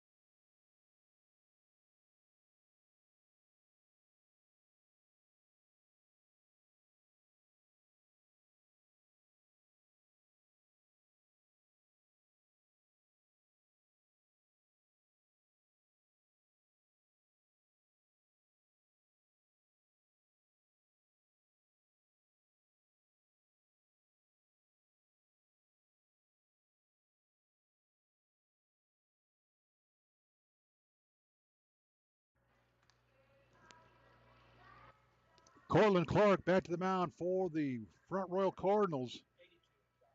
He has shut the Royals down on 4 hits. They have just 1 run, but the Royals lead it 1-0 after 6.5. Royals would like to get some insurance for their bullpen here as they head toward the back third of the ball game. Todd Abraham will lead off the 6th. He has yet to record an at-bat. He's walked and stolen a base. He's also been hit by a pitch. He's been on twice, but no official at-bat yet. And he'd like to make a little noise with mom and dad in the crowd. Well, I guess at least dad. I don't know that mom's here. I'm assuming they're both here. First pitch to Todd. Check swing. Did he go? They're going to say he did not. So 1-0 the count to Abraham. And I guess that's what I get for assuming. I shouldn't guess on things like that. I don't know. Dad down the line, though, taking some pictures. The 1-0. That's in there for a strike, 1-1.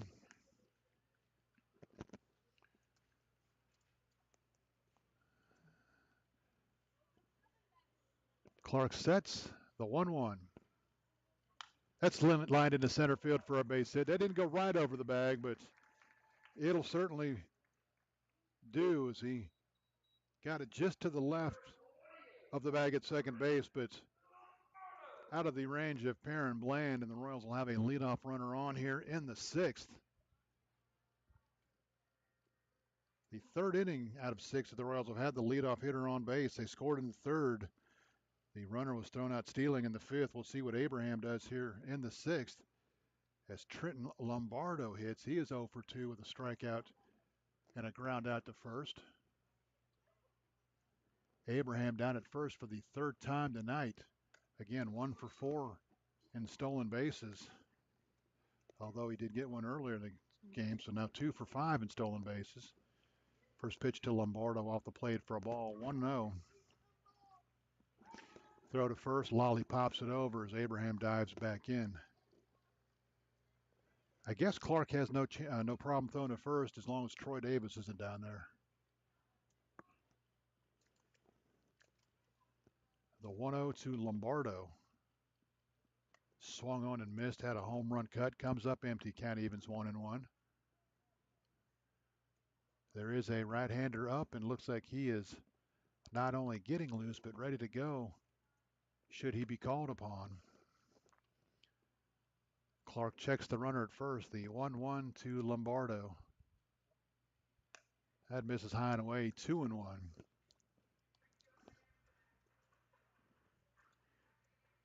2 balls and a strike, nobody out. So Royals tried to add to a 1-0 lead here in the 6th.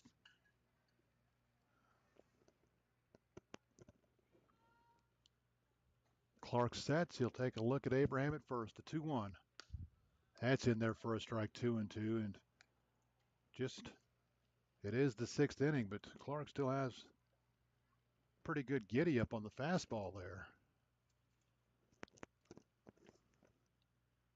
Shakes off the sign. Now he has one he likes, the 2-2 to Lombardo.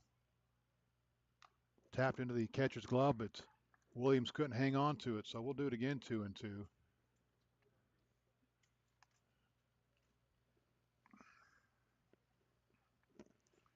2 balls, 2 strikes. Lombardo trying to move Abraham around. The wind has completely died down now, so that wind that we had in from left is no longer here. The 2-2. I think Williams lost track of the count because Abraham just stole second, but I think Williams had plenty of time to throw down to get him, but I think he thought it was ball 4 because Williams came up and didn't throw to second, and unless there just wasn't anybody covering the bag, it'll be Abraham's second stolen base of the game. Count runs full on Lombardo now. The set, the 3-2. Swung on and missed. He threw a fastball by him, and Lombardo down on strikes for the 2nd time here tonight. That'll bring up A.J. Labrusciano. A.J. 0 for 1. He walked in the 2nd. He flew out to deep left in the 4th. Gave it a ride in the 4th, but just came up a little bit shy. If he gets that down up the alley, the Royals going to lead it 2-0 and have another runner in scoring position. First pitch to A.J. He squares to bunt. It's down and away for a ball, 1-0. And I think it was A.J. that was at the plate the last time I said, boy, I sure like to see the Royals drop one down the third baseline, but Boris not playing anywhere near as deep now as he was then. He's about 4 steps behind the bag now. The 1-0 to A.J. That'll miss down and in, 2-0.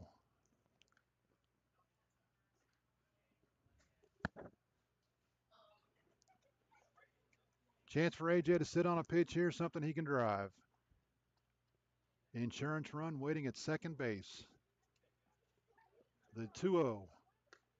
That'll miss down and in, 3-0. Still a good pop from Clark, but might be running out of gas a little bit here in the 6th. Behind in the count now, 3-0. Clark will set. Checks the runner.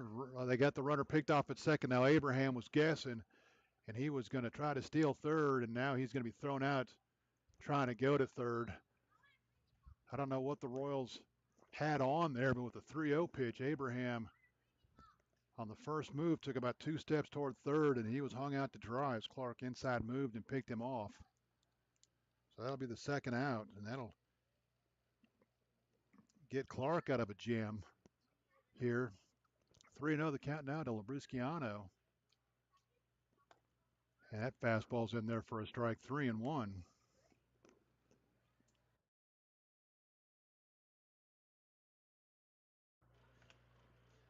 3-1 is the count.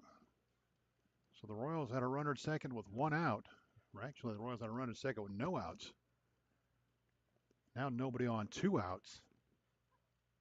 AJ trying to jumpstart a 2-out rally here. The 3-1. That'll miss way outside. Ball 4. So AJ will draw the walk, and that'll bring up the new catcher, Mark Hirsch.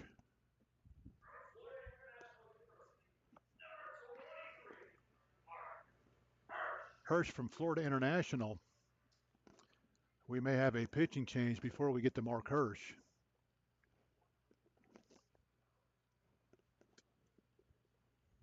As the Cardinals are going to take a visit to the mound.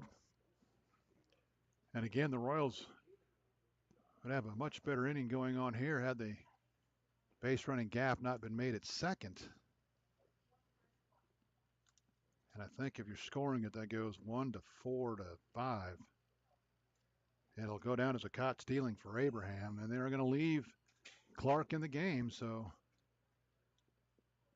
Clark not done yet. He'll face Mark Hirsch, catcher from Florida International. Hirsch, just his second game for the Royals. He's 1 for 3. He does have a 3-run home run to his credit. He's also walked a couple of times. Right-handed hitter. Hits with 2 outs and runner at first. First pitch off the plate for a ball, 1-0. The 3-run home run from Hirsch came at Charlottesville over the weekend. The Sunday game, I believe it was. The 1-0 to Hirsch. In there for a strike, 1-1. So the right-hander in the bullpen's ready to go. He is stopped throwing and going to see what Clark does here. The 1-1 to Hirsch. Fouled out of play, 1-2.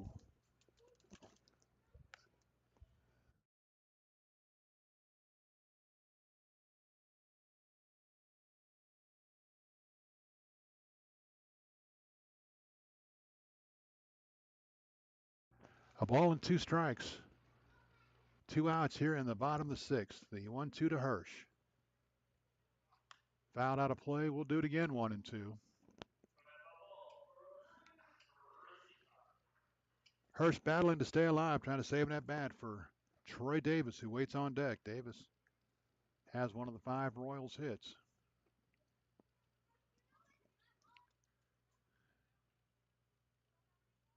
Clark sets, checks the runner, the 1-2. Line into right center field. That's going to plug the alley. Labrusciano around second. He's headed toward third. They're going to send him. He's rounding third. He's coming in. The throw is going to be cut off. It's going to be a 2-out RBI double off the bat of Mark Hirsch. And oh, does this crowd appreciate that. He got a 1-2 pitch up in the zone, and he lined into right center field. And with 2 outs, AJ was on his horse. He comes around and he scores easily from first. And that will now be the end of the night for Cortland Clark. He probably deserves better fate, as he's only given up 2 runs in 6+ innings. But he will leave the game down by 2. And the runner at second base, his responsibility. Give Mark Hirsch his first double of the season, his 4th RBI, and he's helped the Royals jump out to a 2-0 lead here in the 6th.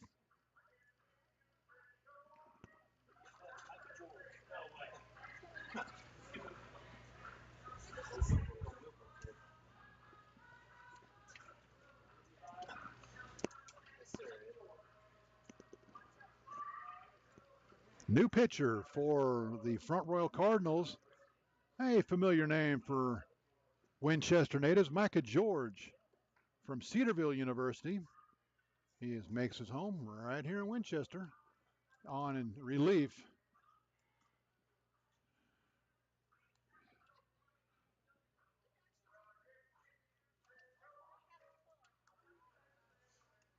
And I hope nobody reads my notes later on because I spelled Micah completely wrong to the point where I'll probably call him Michael. Check out Mr. George's numbers for the season so far for this Front Royal team as soon as I get to the right sheet.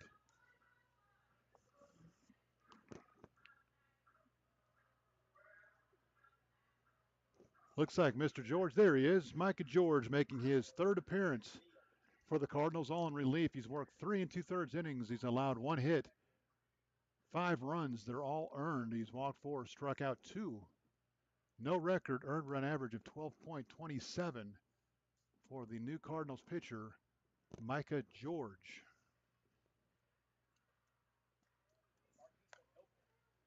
A Millbrook High School product, I am told.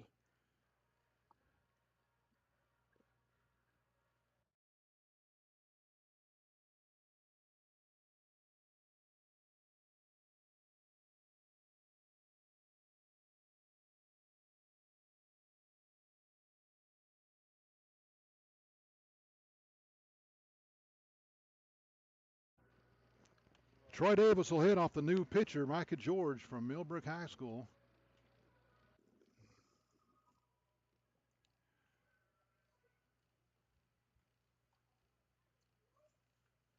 Right-hander. Again, Clark cannot win it, can only lose it for the Cardinals. We'll give you his numbers here momentarily. There are 2 outs here in the innings. Troy Davis tries to drive in another one for the Royals. First pitch off the plate for a ball, 1-0. Davis on the game. He is 1 for 2. He scored the first run after a walk and got to third on a throwing error. He came in to score on an RBI groundout. George is 1-0. Foul to the screen. 1-1. Clark goes 5 2/3 innings. He allows 6 hits. He walked 4, struck out 5. He hit 1. He hit Abraham in the third. No wild pitches or home runs so far, and he's given up 2 runs. They're both earned. The runner at second base, his responsibility. The 1-1 to Davis. Popped it up, should do it. McNeely will call everybody off, and he will make the catch right behind the bag. So George comes on and does his job, gets Davis 2 in the inning, but a big Royals run here in the 6th. The Royals get a run on 2 hits. There were no Front Royal errors, and the Royals will leave a runner on. Your score after 6 complete is now Winchester 2, Front Royal nothing. You're listening to the Winchester Royals and Valley Baseball League action.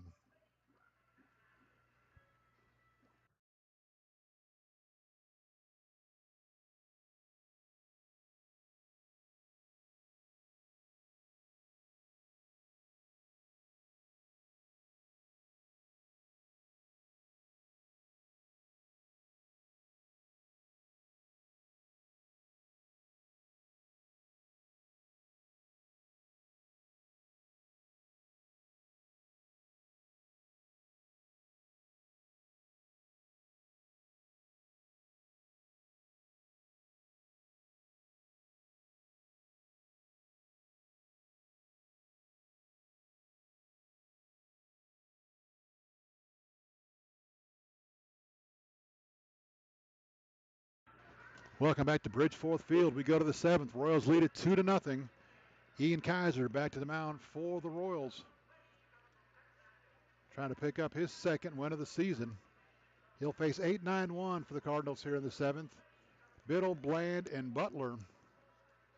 That trio has recorded 2 of the 3 hits for Front Royal. They've both come from Brandon Butler, leadoff hitter. Kaiser on for his 3rd full inning of work. He came on in relief in the 4th. Got 1 out in the 4th. Had a 1-2-3-6. He's retired the last 4 that he's faced.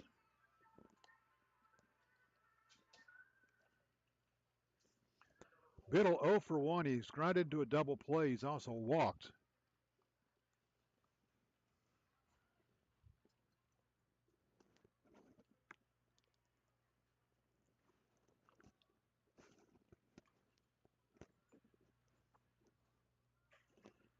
Guys are ready to go to work here in the 7th. First pitch downstairs for a ball 1-0. It's final in Woodstock.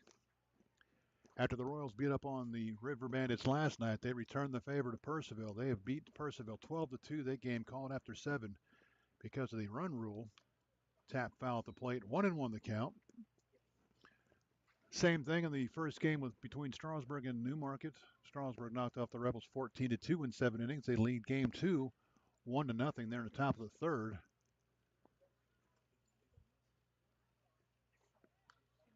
Bunts it down the third base line, and nobody's going to have a play. Hirsch will make the play, but he'll have no throw.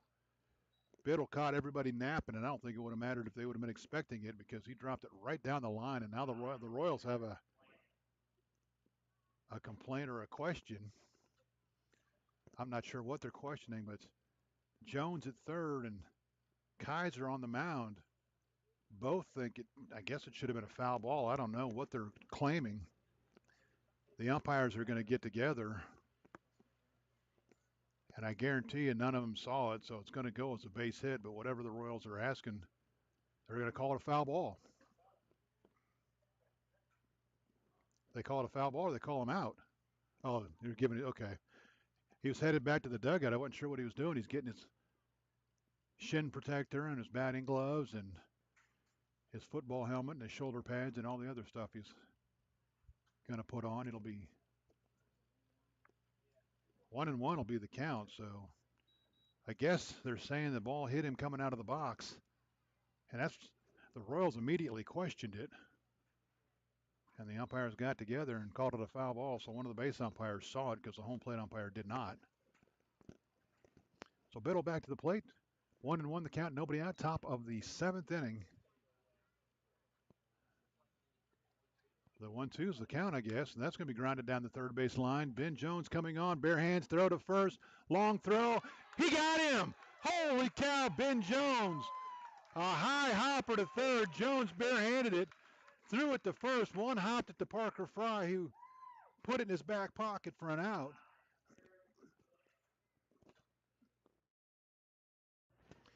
For a team that has made a couple of errors tonight, they have made some pretty impressive defensive plays, and that one put a star on that one for out number 1 here in the 7th. That'll bring up Aaron Bland. He is 0 for 2. He's reached on an error and grounded to second. First pitch in there for a strike, 0-1. The 0-1 to Bland. Off the plate for a ball, 1-1. I didn't think Jones had any play at first, but he unloaded. Fired a one-hop strike to Fry and just got him at first. A 1-1. Fouled out of play, 1-2. Fry will give it a look, but he's not going to be able to get to it. So Jones at third, Abraham at second, and Connor Guy in right field. They've put together a pretty nice defensive tape here tonight for the Royals. The 1-2 swung on and missed. Hirsch is going to have to throw him out at first, but he will. For out number 2, Bland will strike out, record it 2-3. If you're scoring at home, and 2 outs here in the 7th. And a good time for Butler to hit with nobody on and 2 outs. Butler 2 for 3. Singled in the first, singled in the third. Grounded out in the 5th. He has 2 of the 3 front Royal hits on the game. First pitch from Kaiser will miss. Down and away, 1-0. Royals on the road tomorrow night at Purcellville. Front Royal returns home to take on last place Newmarket, who is taking it on the chin in Strasburg tonight. The 1-0 swung on and missed. Good live fastball there from Kaiser. Well, the Rebels took it on the chin in the first game. They're only down 1-0 in the second game. Russ could really use some help from the Rebels with a win there. The 1-1. Fouled out of play 1 and 2.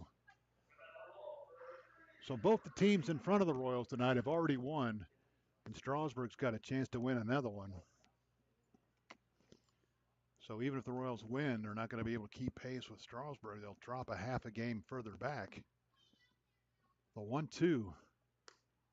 That'll miss down and away 2 and 2. And if Strasburg wins both, they will move into a first place tie with Woodstock. They'll gain that half game right back. And the Royals will be behind those two teams for first and second place. The 2-2. Grounded toward third, backhanded by up. Jones couldn't quite get to it. It gets past him into left field. Rounding first and headed to second. It'll be a 2-out stand-up double for Brandon Butler. And boy, did I tell you, it's really nice to see him come up with nobody on, because he might just do something like that. Butler's third hit of the game, fourth for the Cardinals. And now Gabe Malera will try to get the Cardinals within one. He has flown to right and lined to short and grounded to first, 0 for 3. First pitch in there for a strike, 0-1.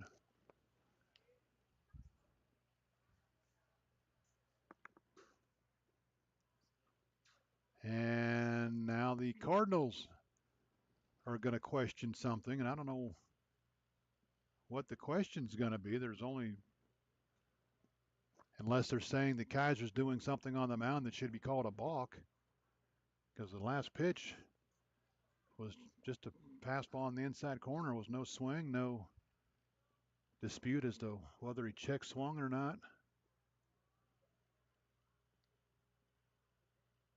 Kaiser's 0-1. That'll miss downstairs. Count evens 1-1.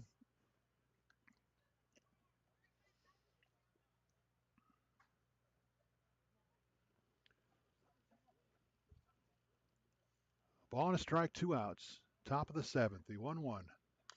Tap down the third base line, but foul. I'm not sure that Jones would have had a play on that one. Fortunately, it does go foul, although after the play he just made on Bland, who knows? Or I'm sorry, after the play he just made on Biddle, who knows?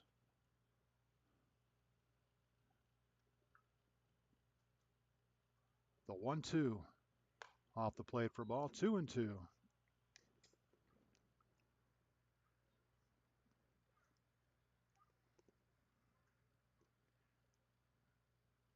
Kaiser comes set, the 2-2.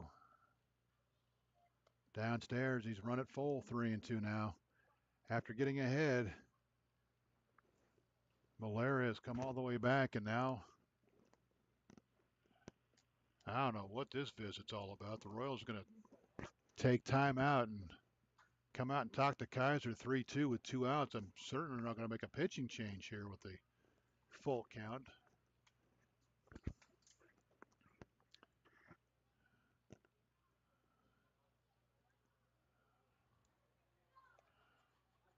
They are going to make a pitching change with the full count. How about this? So 3-2 on the hitter, and the Royals are going to make a pitching change.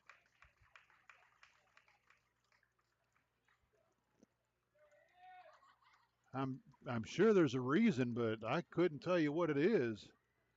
I mean, even if Kaiser's out again, unless he's hurt. But I didn't see him indicating at all that he was hurt anyway. But the Royals are going to go to the bullpen here.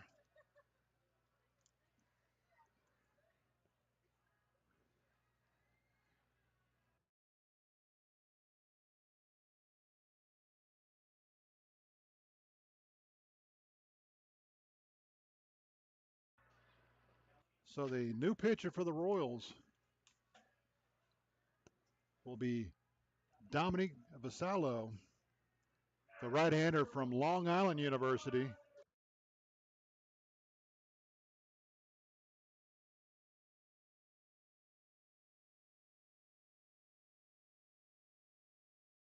Dominique making his 9th appearance on the season on relief. He's worked 14 2/3 innings. He's allowed 21 hits, 21 runs. His 15 are earned. He's walked 16, struck out 13. He's 1-0 with a 9.20 earned run average. Third pitcher of the game for the Royals. And if Dominique were to strike out Malera, He will be credited with the strikeout. However, if he walks him, the walk will be charged to Kaiser. So a lot of things that need to happen before we can close the book on Ian Kaiser. As of right now, Kaiser stands to be the winner. But we got a long way to go before any of that happens. Again, Vasello 1-0 on the season. So Dominic takes over on the mound. Count 3-2 on the hitter.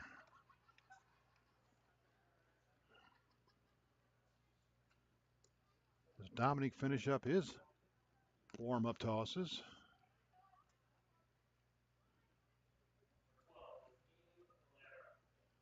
So Malera steps back in. He's got a 3-2 count.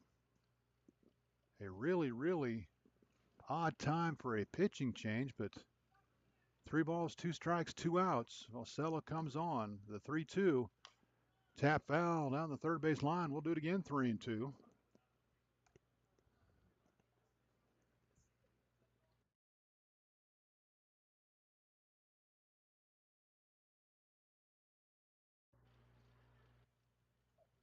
The 3-2.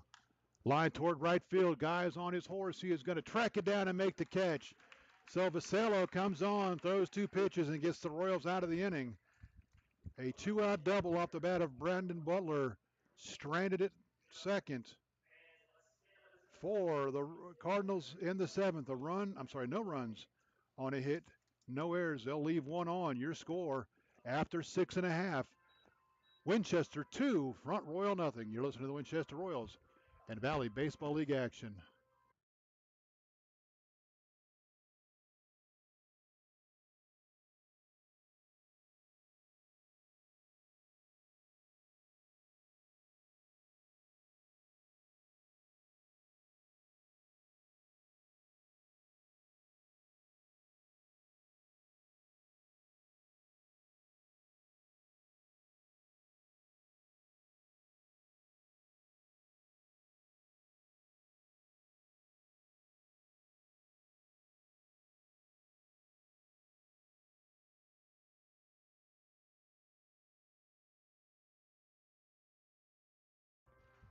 Welcome back to Bridgeforth Field, Winchester, Virginia. We go to the bottom of the 7th. The Royals hanging on to a 2-0 lead. Good relief pitching from Ian Kaiser. And so far, Dominic Vasello have kept the Cardinals off the board. Let's close out the pitching for the Royals. Reed Boyer went 3 2/3 innings. He allowed 3 hits, no runs. He walked 2, no strikeouts. He will not receive a decision here tonight. Ian Kaiser goes 3 innings. He allows 1 hit, no runs, 2 walks, 3 strikeouts. He stands to be the winner if the Royals can hang on to this 2-0 lead. Back to the mound for the Cardinals, Micah George. He came on in relief in the bottom of the 6th. They got Troy Davis to pop the first 2 in the inning. As long as we're doing this, let's take a look at Cortland Clark's numbers. Clark goes 5 2/3 innings, allows 6 hits, 2 runs. They're both earned, 4 walks, 5 strikeouts. He did hit a batter, and if the Cardinals are unable to come back, he would be the loser for Front Royal. First pitch to Padilla, high hopper to third. Boris up with it, long throw to first. He launches it over the head. Padilla rounding first. He's going to head to second. Silas Burris, I think, had more time than he thought he did, and he just airmailed it over the head of Aiden McNeely. And let me tell you, if you've ever seen Aiden McNeely, that's not an easy thing to do. That's a tall boy down there. So it'll go as an error all the way. Third error charged to the Cardinals. And the Royals have another runner in scoring position with nobody out. Chance to add on to a 2-0 lead. Ben Jones, he's 1 for 3s. Driven in a run with a RBI ground out. He's also been thrown out trying to steal. He squares the bunt and bunts it right down the third base line, but foul. 0-1 the count.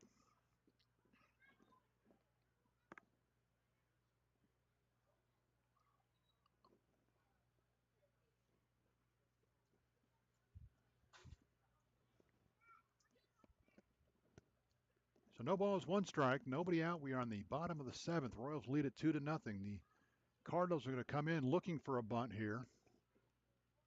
The 0-1 squares to bunt. He tried to get out of the way, but he bunted it foul toward the Royals dugout. It's 0-2 now. So that pitch came in hard.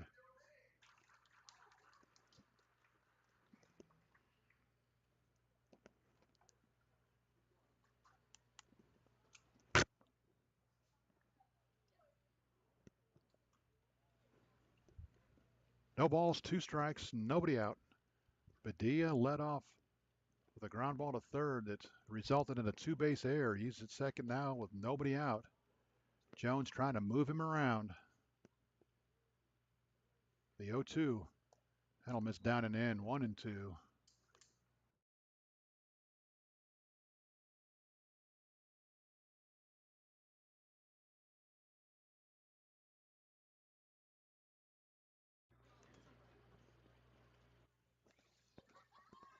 The 1-2 to Ben Jones.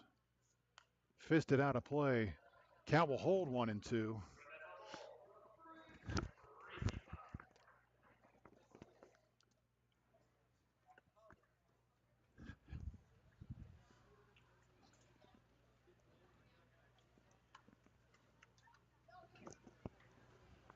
A ball and two strikes. There are no outs.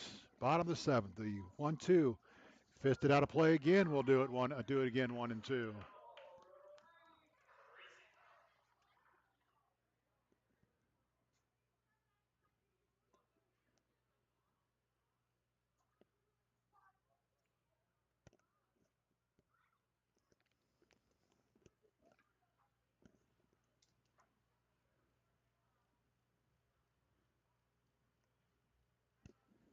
The 1-2 misses upstairs, 2-2 the count.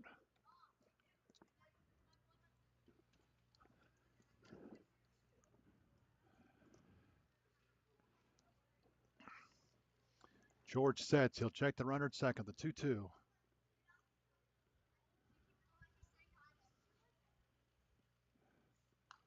Off the fist foul. Count holds 2-2.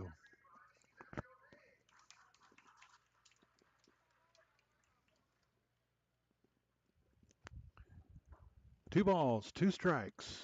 Nobody out. Royals lead it 2-0. We are in the bottom of the seventh. It's Northern Division battle between the Royals and the Cardinals. The 2-2. That'll miss high and away, 3-2.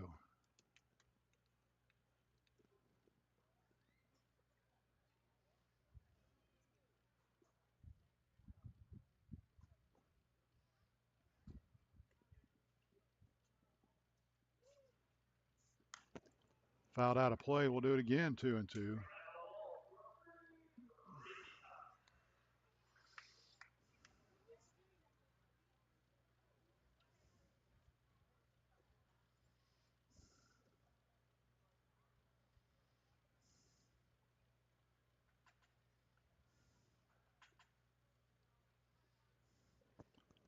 George is 3-2. That'll miss outside, and Jones is going to win the battle.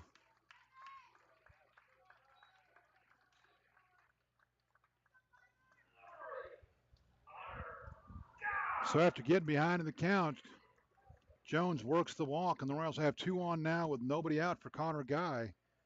Guy's 1 for 3, singled in the singled in the third. He's also grounded out and lined out. A chance to help the Royals add on here. First pitch, Guy squares the bunt. He'll drop it down, but foul. 0-1 the count.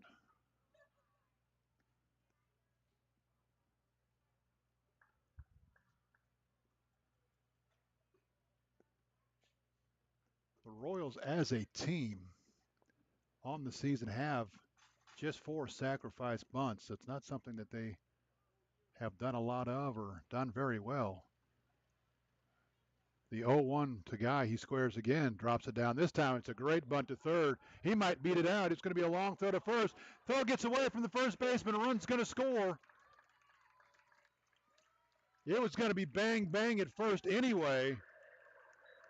Regardless, it is going to go as another error. We'll see if they give him a hit. Padilla will score on the air.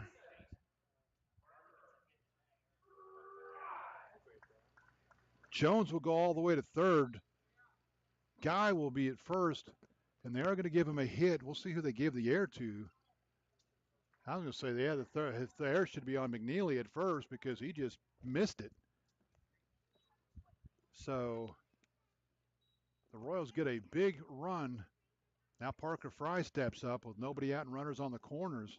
So Padilla scores on the E3. Jones moves to third on the E. Guy's at first on the infield base hit, his second hit of the game. First pitch to Fry in there for a strike. Parker 1 for 3 on the game. Grounded foul as Guy was off looking for his 19th stolen base of the season. So give Guy a hit, but there is no RBI on the play because the run scored on the air is now 3-0. Runners on the corners, and Fry a chance to pick up at least one more RBI here. The 0-2. Grounded toward the hole. It's short. Nice diving stop by Bland, but he's not going to have a play. Give Fry his 23rd RBI of the season. An infield hit. Bland did everything he could. He laid out and made the play, but he had no play anywhere. Everybody's safe. Jones scores to make it 4-0. Guy is second. Fry now at first. Still nobody out here in the 7th. Royals have added on a couple of huge runs here in the inning. 8 hits for the Royals now. 2 in this inning.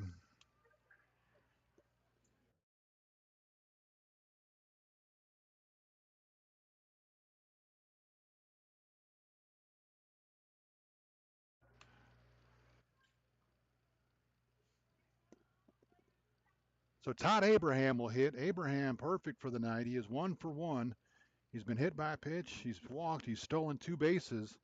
And then he got picked off and thrown out trying to go to third in the 6th inning. He squares the bunt. He pops it up. Oh, I had that one. That was coming right to me.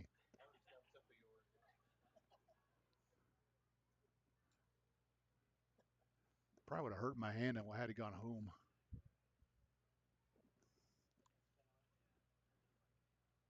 Well, if the Royals would do something bizarre like score 6 more runs here in the inning, the game would be over. Just throwing that out there. The 0-1 to Todd Abraham. Slider down and away. Count evens up 1-1. There is a right-hander up and getting loose in the front Royal bullpen. Micah George just came on last inning, but run into some issues here in this inning. He's had a couple of defensive lapses that have helped the Royals here. An error to lead off the inning to get Padilla on, then an error to allow Padilla to score. Certainly at least one unearned run. Depending on what happens, Jones's run will probably be earned, but Padilla's definitely unearned. The 1-2, that almost hits him as he had to duck out of the way. 2-2 the count on Todd Abraham. You know, he'd like to run one up the alley in front of the parents.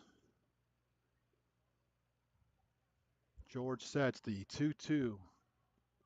Runners off with the pitch. Throw down to third is going to be not in time. He got under the tag. It was bang, bang at third. Guy steals third, his 19th of the season. And he is there now with nobody out. Fry did not move up. He is still at first. So the runners on the corners now. A 3-2 pitch due to Todd Abraham. George sets the 3-2. Lifted down the right field line, but that's going to hook out a play.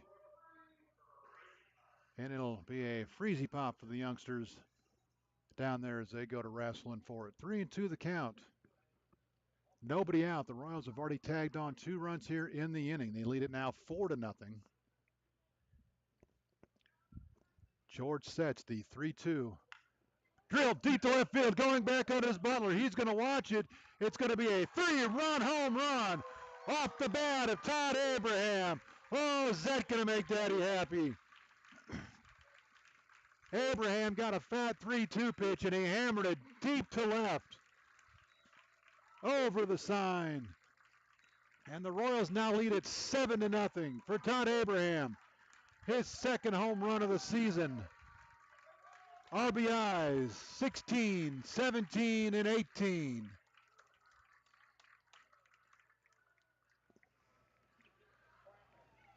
He got a hold of that one, a no-doubter to left. That'll bring up Trenton Lombardo. Lombardo's capable of doing the same thing. Give Abraham 3 RBIs.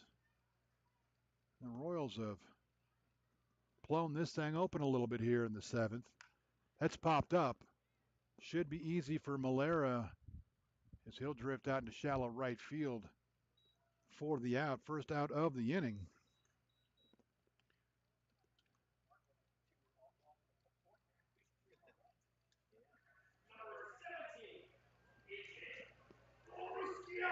Got to bring up A.J. Labrusciano. A.J. is 0 for 1. He has walked twice. He scored a run. He's also flown to left. Flew to deep left.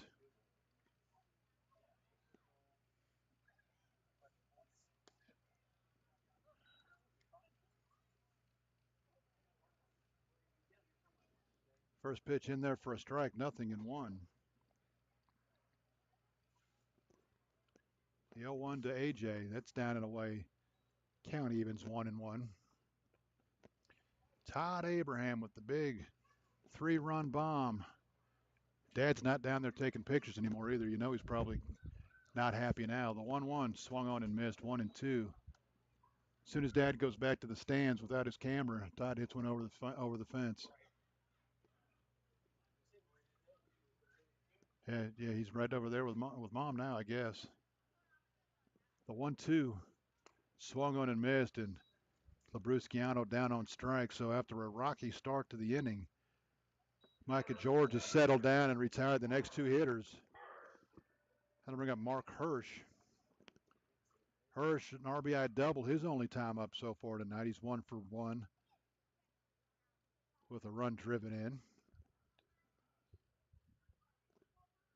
First pitch to Hirsch. In there for a strike, 0-1.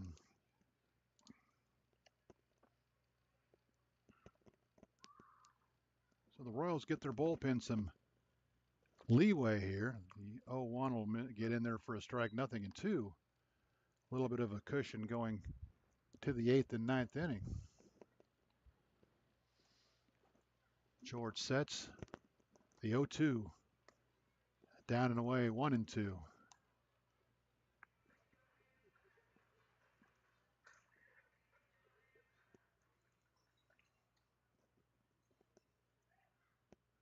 The 1-2 that's missing upstairs, 2-2.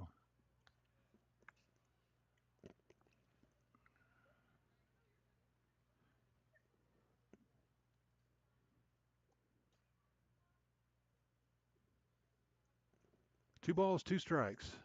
Strike 3 called. So George's inning doesn't start well, but it finishes fine. He gets the last 3 hitters out. For the Royals, 5 runs on 3 hits. There were 2 errors and nobody left on base. Your score after 7 complete is now Winchester 7, Front Royal nothing. You're listening to the Winchester Royals and Valley Baseball League action.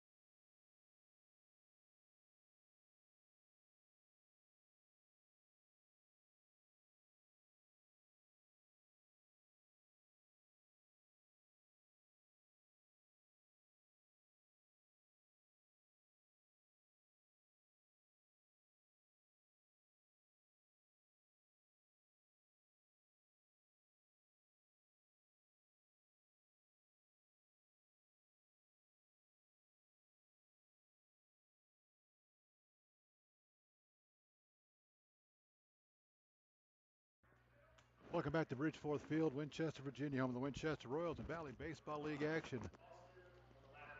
We go to the eighth. The Royals now lead at 7-0. Austin Lafferty, 3-4-5 for the Cardinals here in the eighth. Lafferty so far 0 for 2. He's flown to right field. He's reached on a fielder's choice. He's also been walked.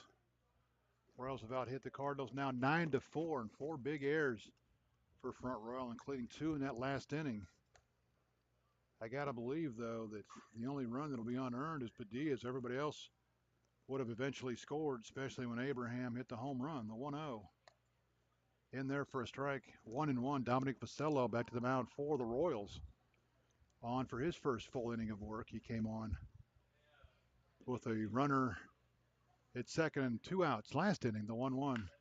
Line toward third, but nice play by Ben Jones to rob Lafferty of a hit. Lafferty hit it right on the screws, but Jones tracks it down for out number 1. More good defensive plays by the Royals.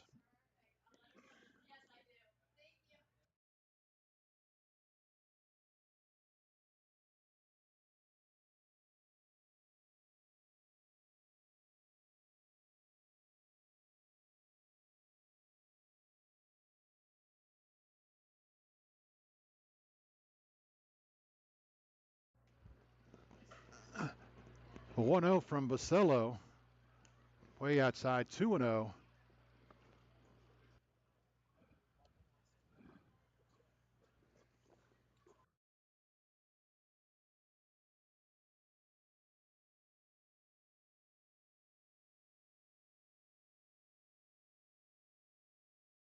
The 2-0 fisted toward left field. That's going to get down for a base hit. So Grant Gillily picks up his first hit of the game. Second time he's been on base. He'll be a one-out base runner for J.P. Williams. Williams is 0 for 3s. Reached on a fielder's choice, walked, and popped to first. He'll hit with 1 out and 1 on here in the Front Royal 8th inning. Royals got themselves some breathing room with a 5-run 7th. Throw to first back in time is Gillily. Strasburg is just pouring it on Newmarket tonight. They beat him 14-2 game 1. Popped up towards center. Padilla's coming on. He will make the catch in shallow center for out number 2. Williams flies to shallow center field for out number 2. Beat them 14-2 in game 1. They are beating up on them game 2, 8-0. They are in the bottom of the 4th. So that's if my math serves me right, 22-2 in 2 games, game and a half. Harrisonburg 5-0 over Waynesboro. They finally got going in Harrisonburg. They're in the bottom of the 1st. Out of the screen, 0-1. Everybody else rained out tonight. Charlottesville hosting Covington in a doubleheader. That will have to be made up some other time. And Culpeper at Stanton.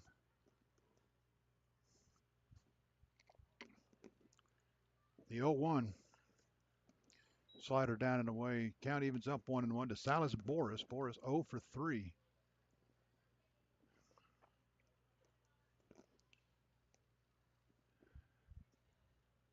Lasso sets. High and tight, 2-1 the count. 2 outs here in the 8th.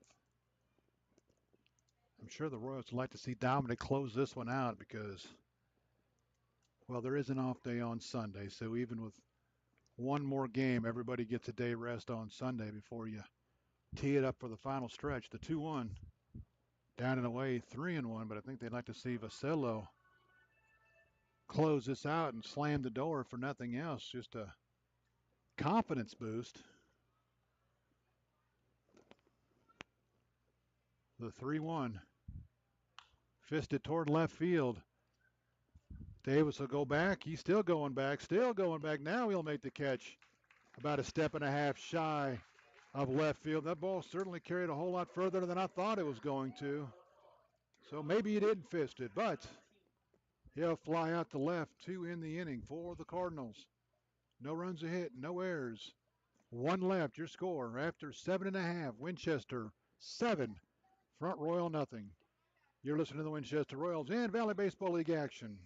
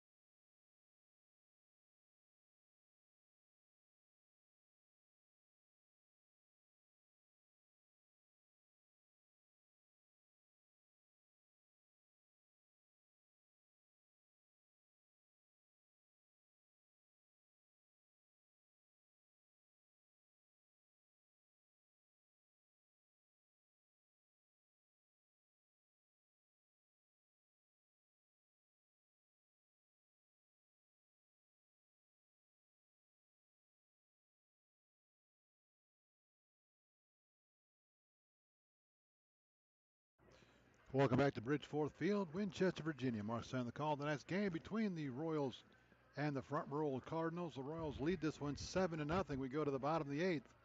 Front Royal will make a pitching change. Their third pitcher of the night will be number 37, Grant Francisco. Francisco, the big right-hander from Long Island University. He'll take over for Micah George.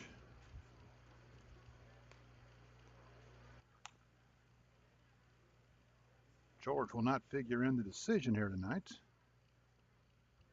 Let's get to the right page and we'll tell you a little bit about Grant Francisco as the Cardinals throw it down and are ready to go here in the 8th.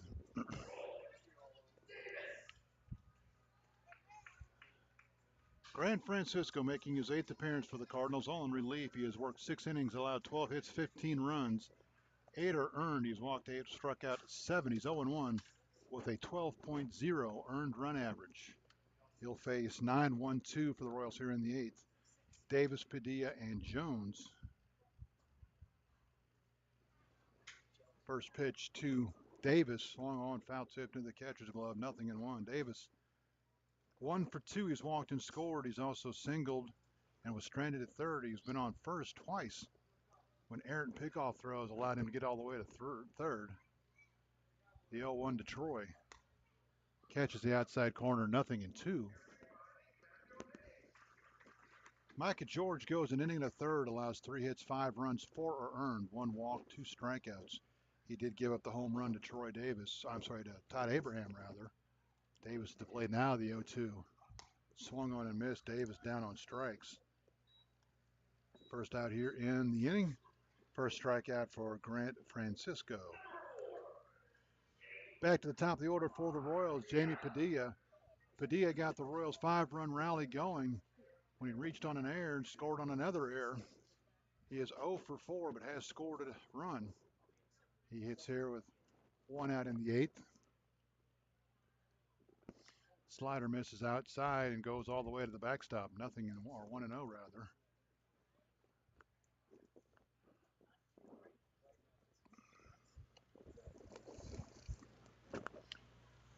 Francisco comes set. His 1-0 delivery to Padilla. That'll miss outside. 2-0.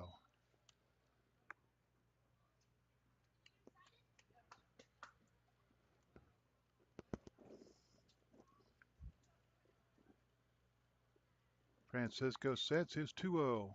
That'll miss high and go over Padilla's head, and I don't think Jamie was any too happy about that one.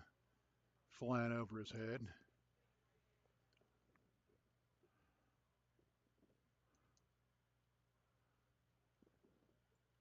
He'll crawl back in there, 3-0 the count.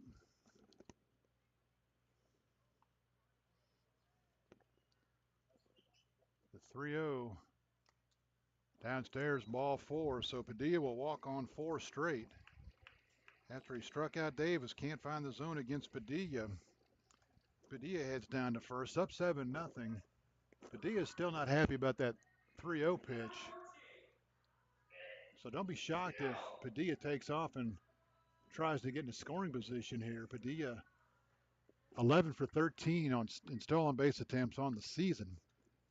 Ben Jones 1 for 3 in RBI ground out, a single and a walk. He's also scored a run.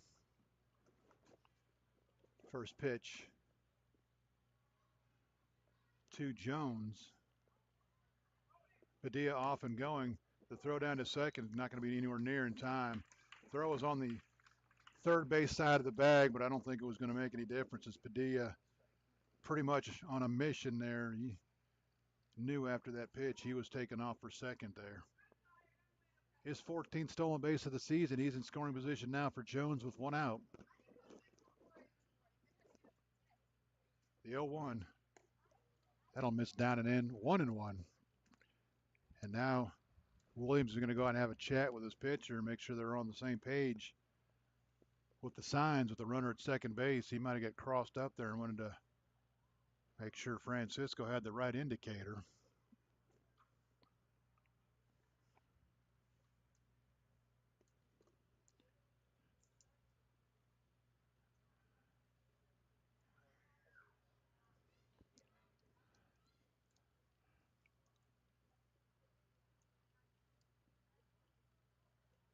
Francisco sets his 1-1. That'll miss down and in. Nice job of Williams to keep it from going to the backstop.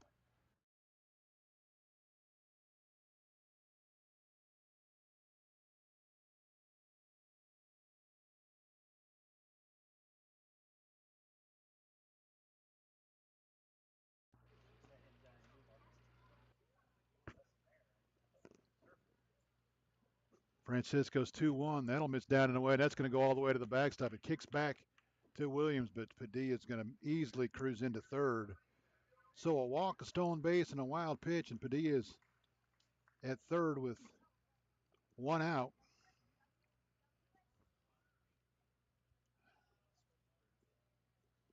Looks like the Cardinals are going to bring the left side of the infield in and leave. Well, now they're going to bring everybody in. I don't think the right side of the infield got the message right away, but now they're coming in. The 3-1 to Jones. Swung on and missed. He tried to hit one out on Cincinnati, came up empty. 3-2 the count. It's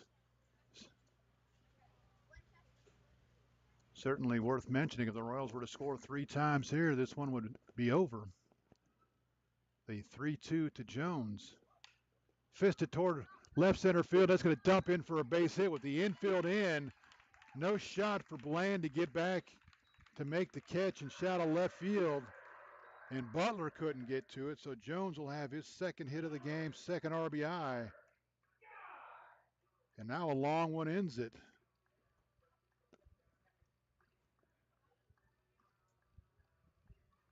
Connor Guy will step in.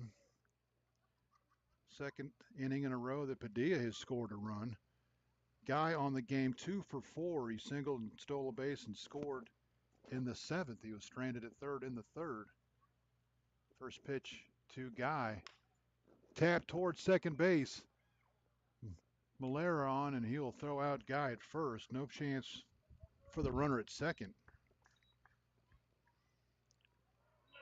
So if the Royals want to end this one early, they need a couple more runs, and Connor Fry will stand in. He's 2 for 4. He's singled, drove in a run, and scored in the 7th. He also singled and was stranded in the 3rd. He's flown out and lined out. Chance to get a little closer in the league lead in RBIs. He's already picked up 1 here tonight. First pitch.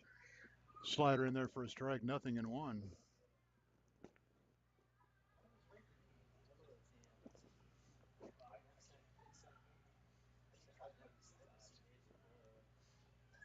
The 0-1 to Fry. That'll miss inside, 1-1. Fry has already picked up 1. He's moved into a tie for 3rd place. Depending on, tie for 4th place. I missed Landon Brewer up there at the top with the 32 for the Express. So depending on everybody else did tonight, the 1-1 to Fry. Downstairs for a ball.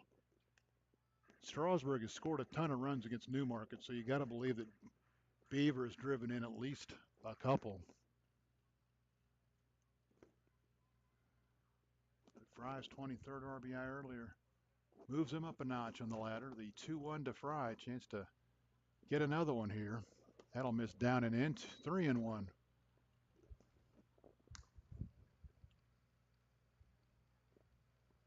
Fry up. Todd Abraham, who homered his last time up, waits on deck.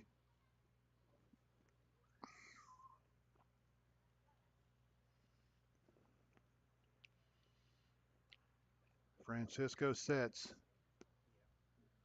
the 3-1. That's in there for a strike, 3-2.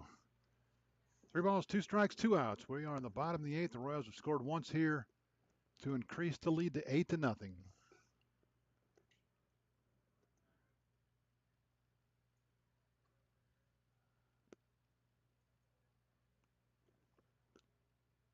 The 3-2. Grounded toward first. It's going to get into the hole for a base hit. Rounding third and coming home is Ben Jones. Fry is going to take a look, and he will stay at first. Give Parker Fry his 24th RBI of the season. Second tonight, his 3rd hit. And now Fry gets around to score. This one comes to an end.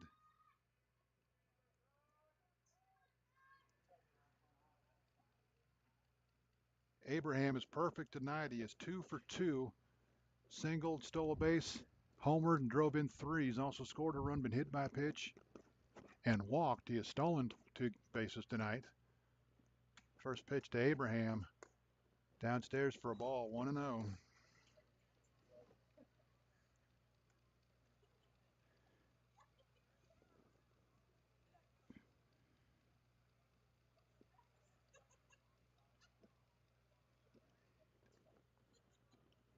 The 1-0 to Abraham, downstairs for a ball, 2-0. And if he gets a fastball on his belt buckle here, he might come out of his shoes. The set, the 2-0. Fastball right down the middle, 2-1. 2 balls, a strike, 2 outs, bottom of the 8th. Royals lead it 9-0.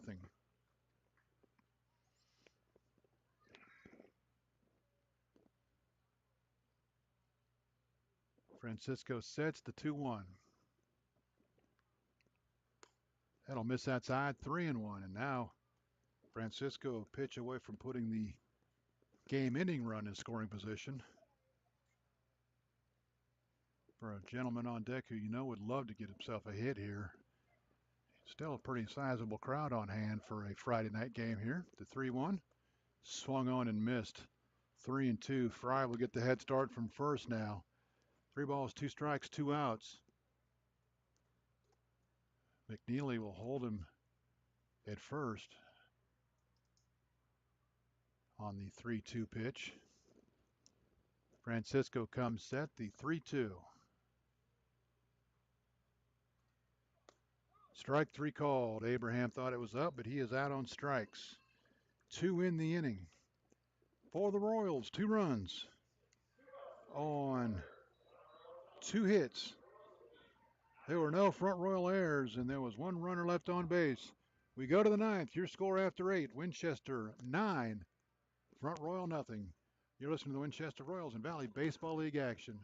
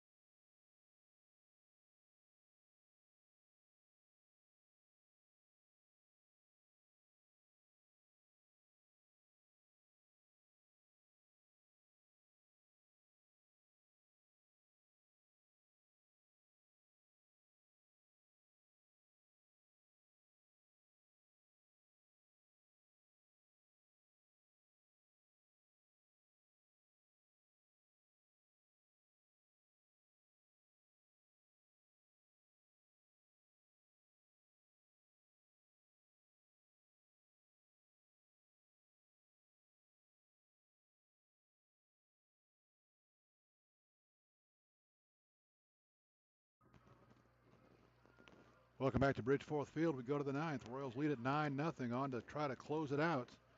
Connor Chansey, right-hander from West Liberty University, makes his home right up the road in Martinsburg, West Virginia. Chansey, one of the better relievers for the Royals this season. He comes on for his 9th appearance. He has worked 13 innings. 9th appearance all in relief. He's worked 13 innings allowed. 13 hits, 5 runs. They're all earned. 7 walks, 16 strikeouts. He is 1-0 with a 3.46 earned run average. He will face 7, 8, 9 for the Cardinals here in the 9th. McNeely, Biddle, and Bland.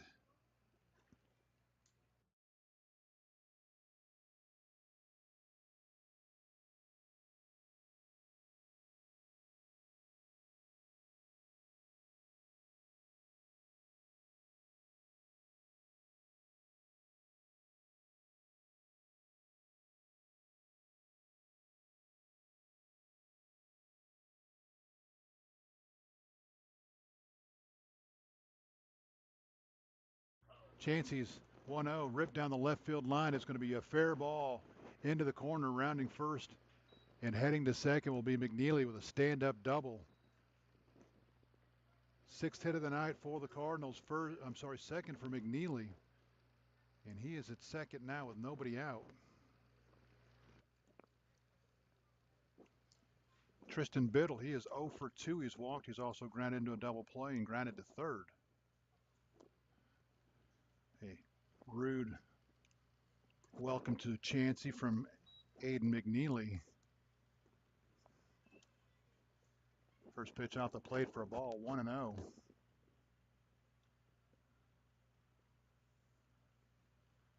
Chansey's 1-0. In there for a strike, 1-1. Newmarket, Strasburg, they are top of the sixth. Strasburg leads at 8-0. Harrisonburg leads Waynesboro 7-0. They're in the top of the third. And we are the only other game besides those two still in motion. The 1-1, that's down and away. 2-1. Chansey trying to get the Royals 3 outs and get them a 5th straight win and 4 games above 500 for the first time this season for both. The 2-1 fouled out of play, 2-2. Last time the Cardinals are here for the regular season, we may see them in the playoffs, depending on how the last week and a half shakes out. Chansey sets the 2-2. Slider down and away. Count runs full, 3-2. Front Royal back home tomorrow night to take on last place Newmarket. And the Rebels are struggling. They are the only team in the league without 10 wins so far. They're still at 9. The 3-2 fouled out of play. We'll do it again, 3-2. And they are getting roughed up tonight. Twice. They've already lost once, 14-2 in 7 innings. They are a couple of runs away from giving up another 7-inning loss.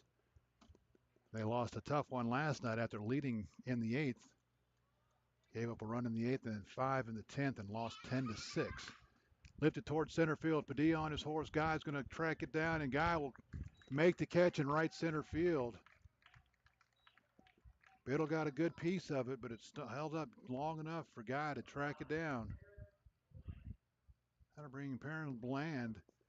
He is 0 for 3. Has reached on an error, grounded out, and struck out.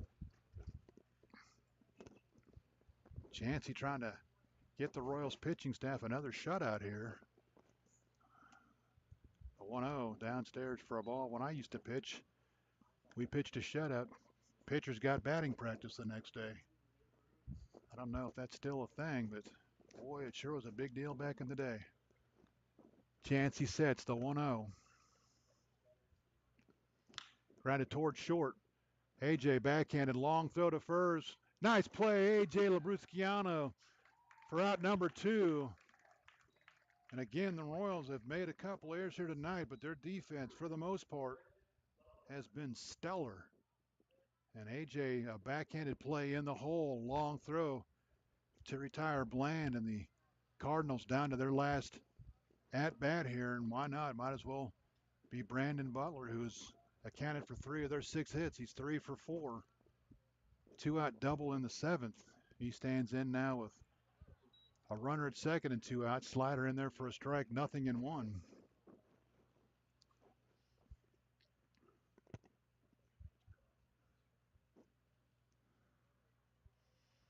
Chansey sets, checks the runner, the 0-1. That'll miss down and away, 1-1.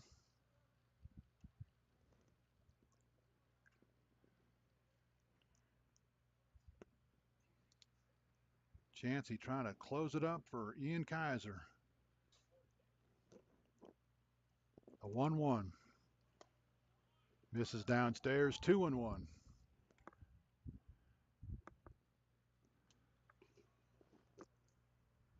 Both sides have emptied out quite a bit as we head toward the 10 o'clock hour here on the East Coast. We're not on the West Coast. The 2-1. High and tight, count 3-1.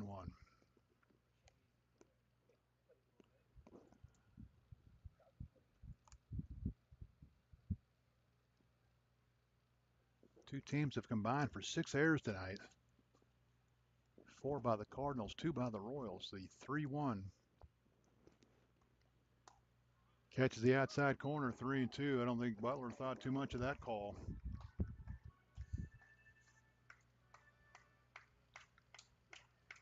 Winchester trying to go 4-1 on the season against the Cardinals. And for the first time this year, get above 500 against the Northern Division. The 3-2. Fouled out of play. We'll do it again, 3-2.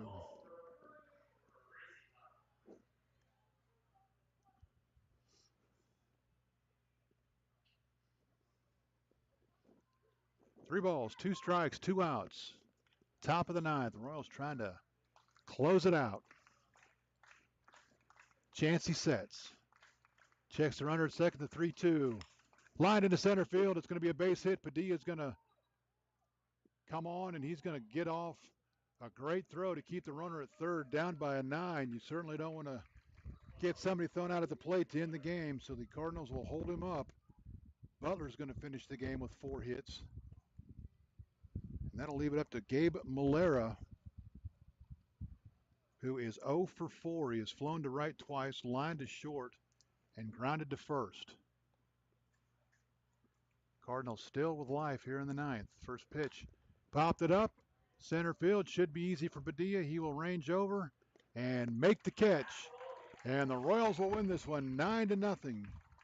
Malera flies out to center to end the game for the Cardinals in the ninth. No runs, 2 hits, no errors. They leave 2 on. The Cardinals will leave 2, 3, 6, 7, 8, 9, 11 on for the game. The Royals tossed the shutout.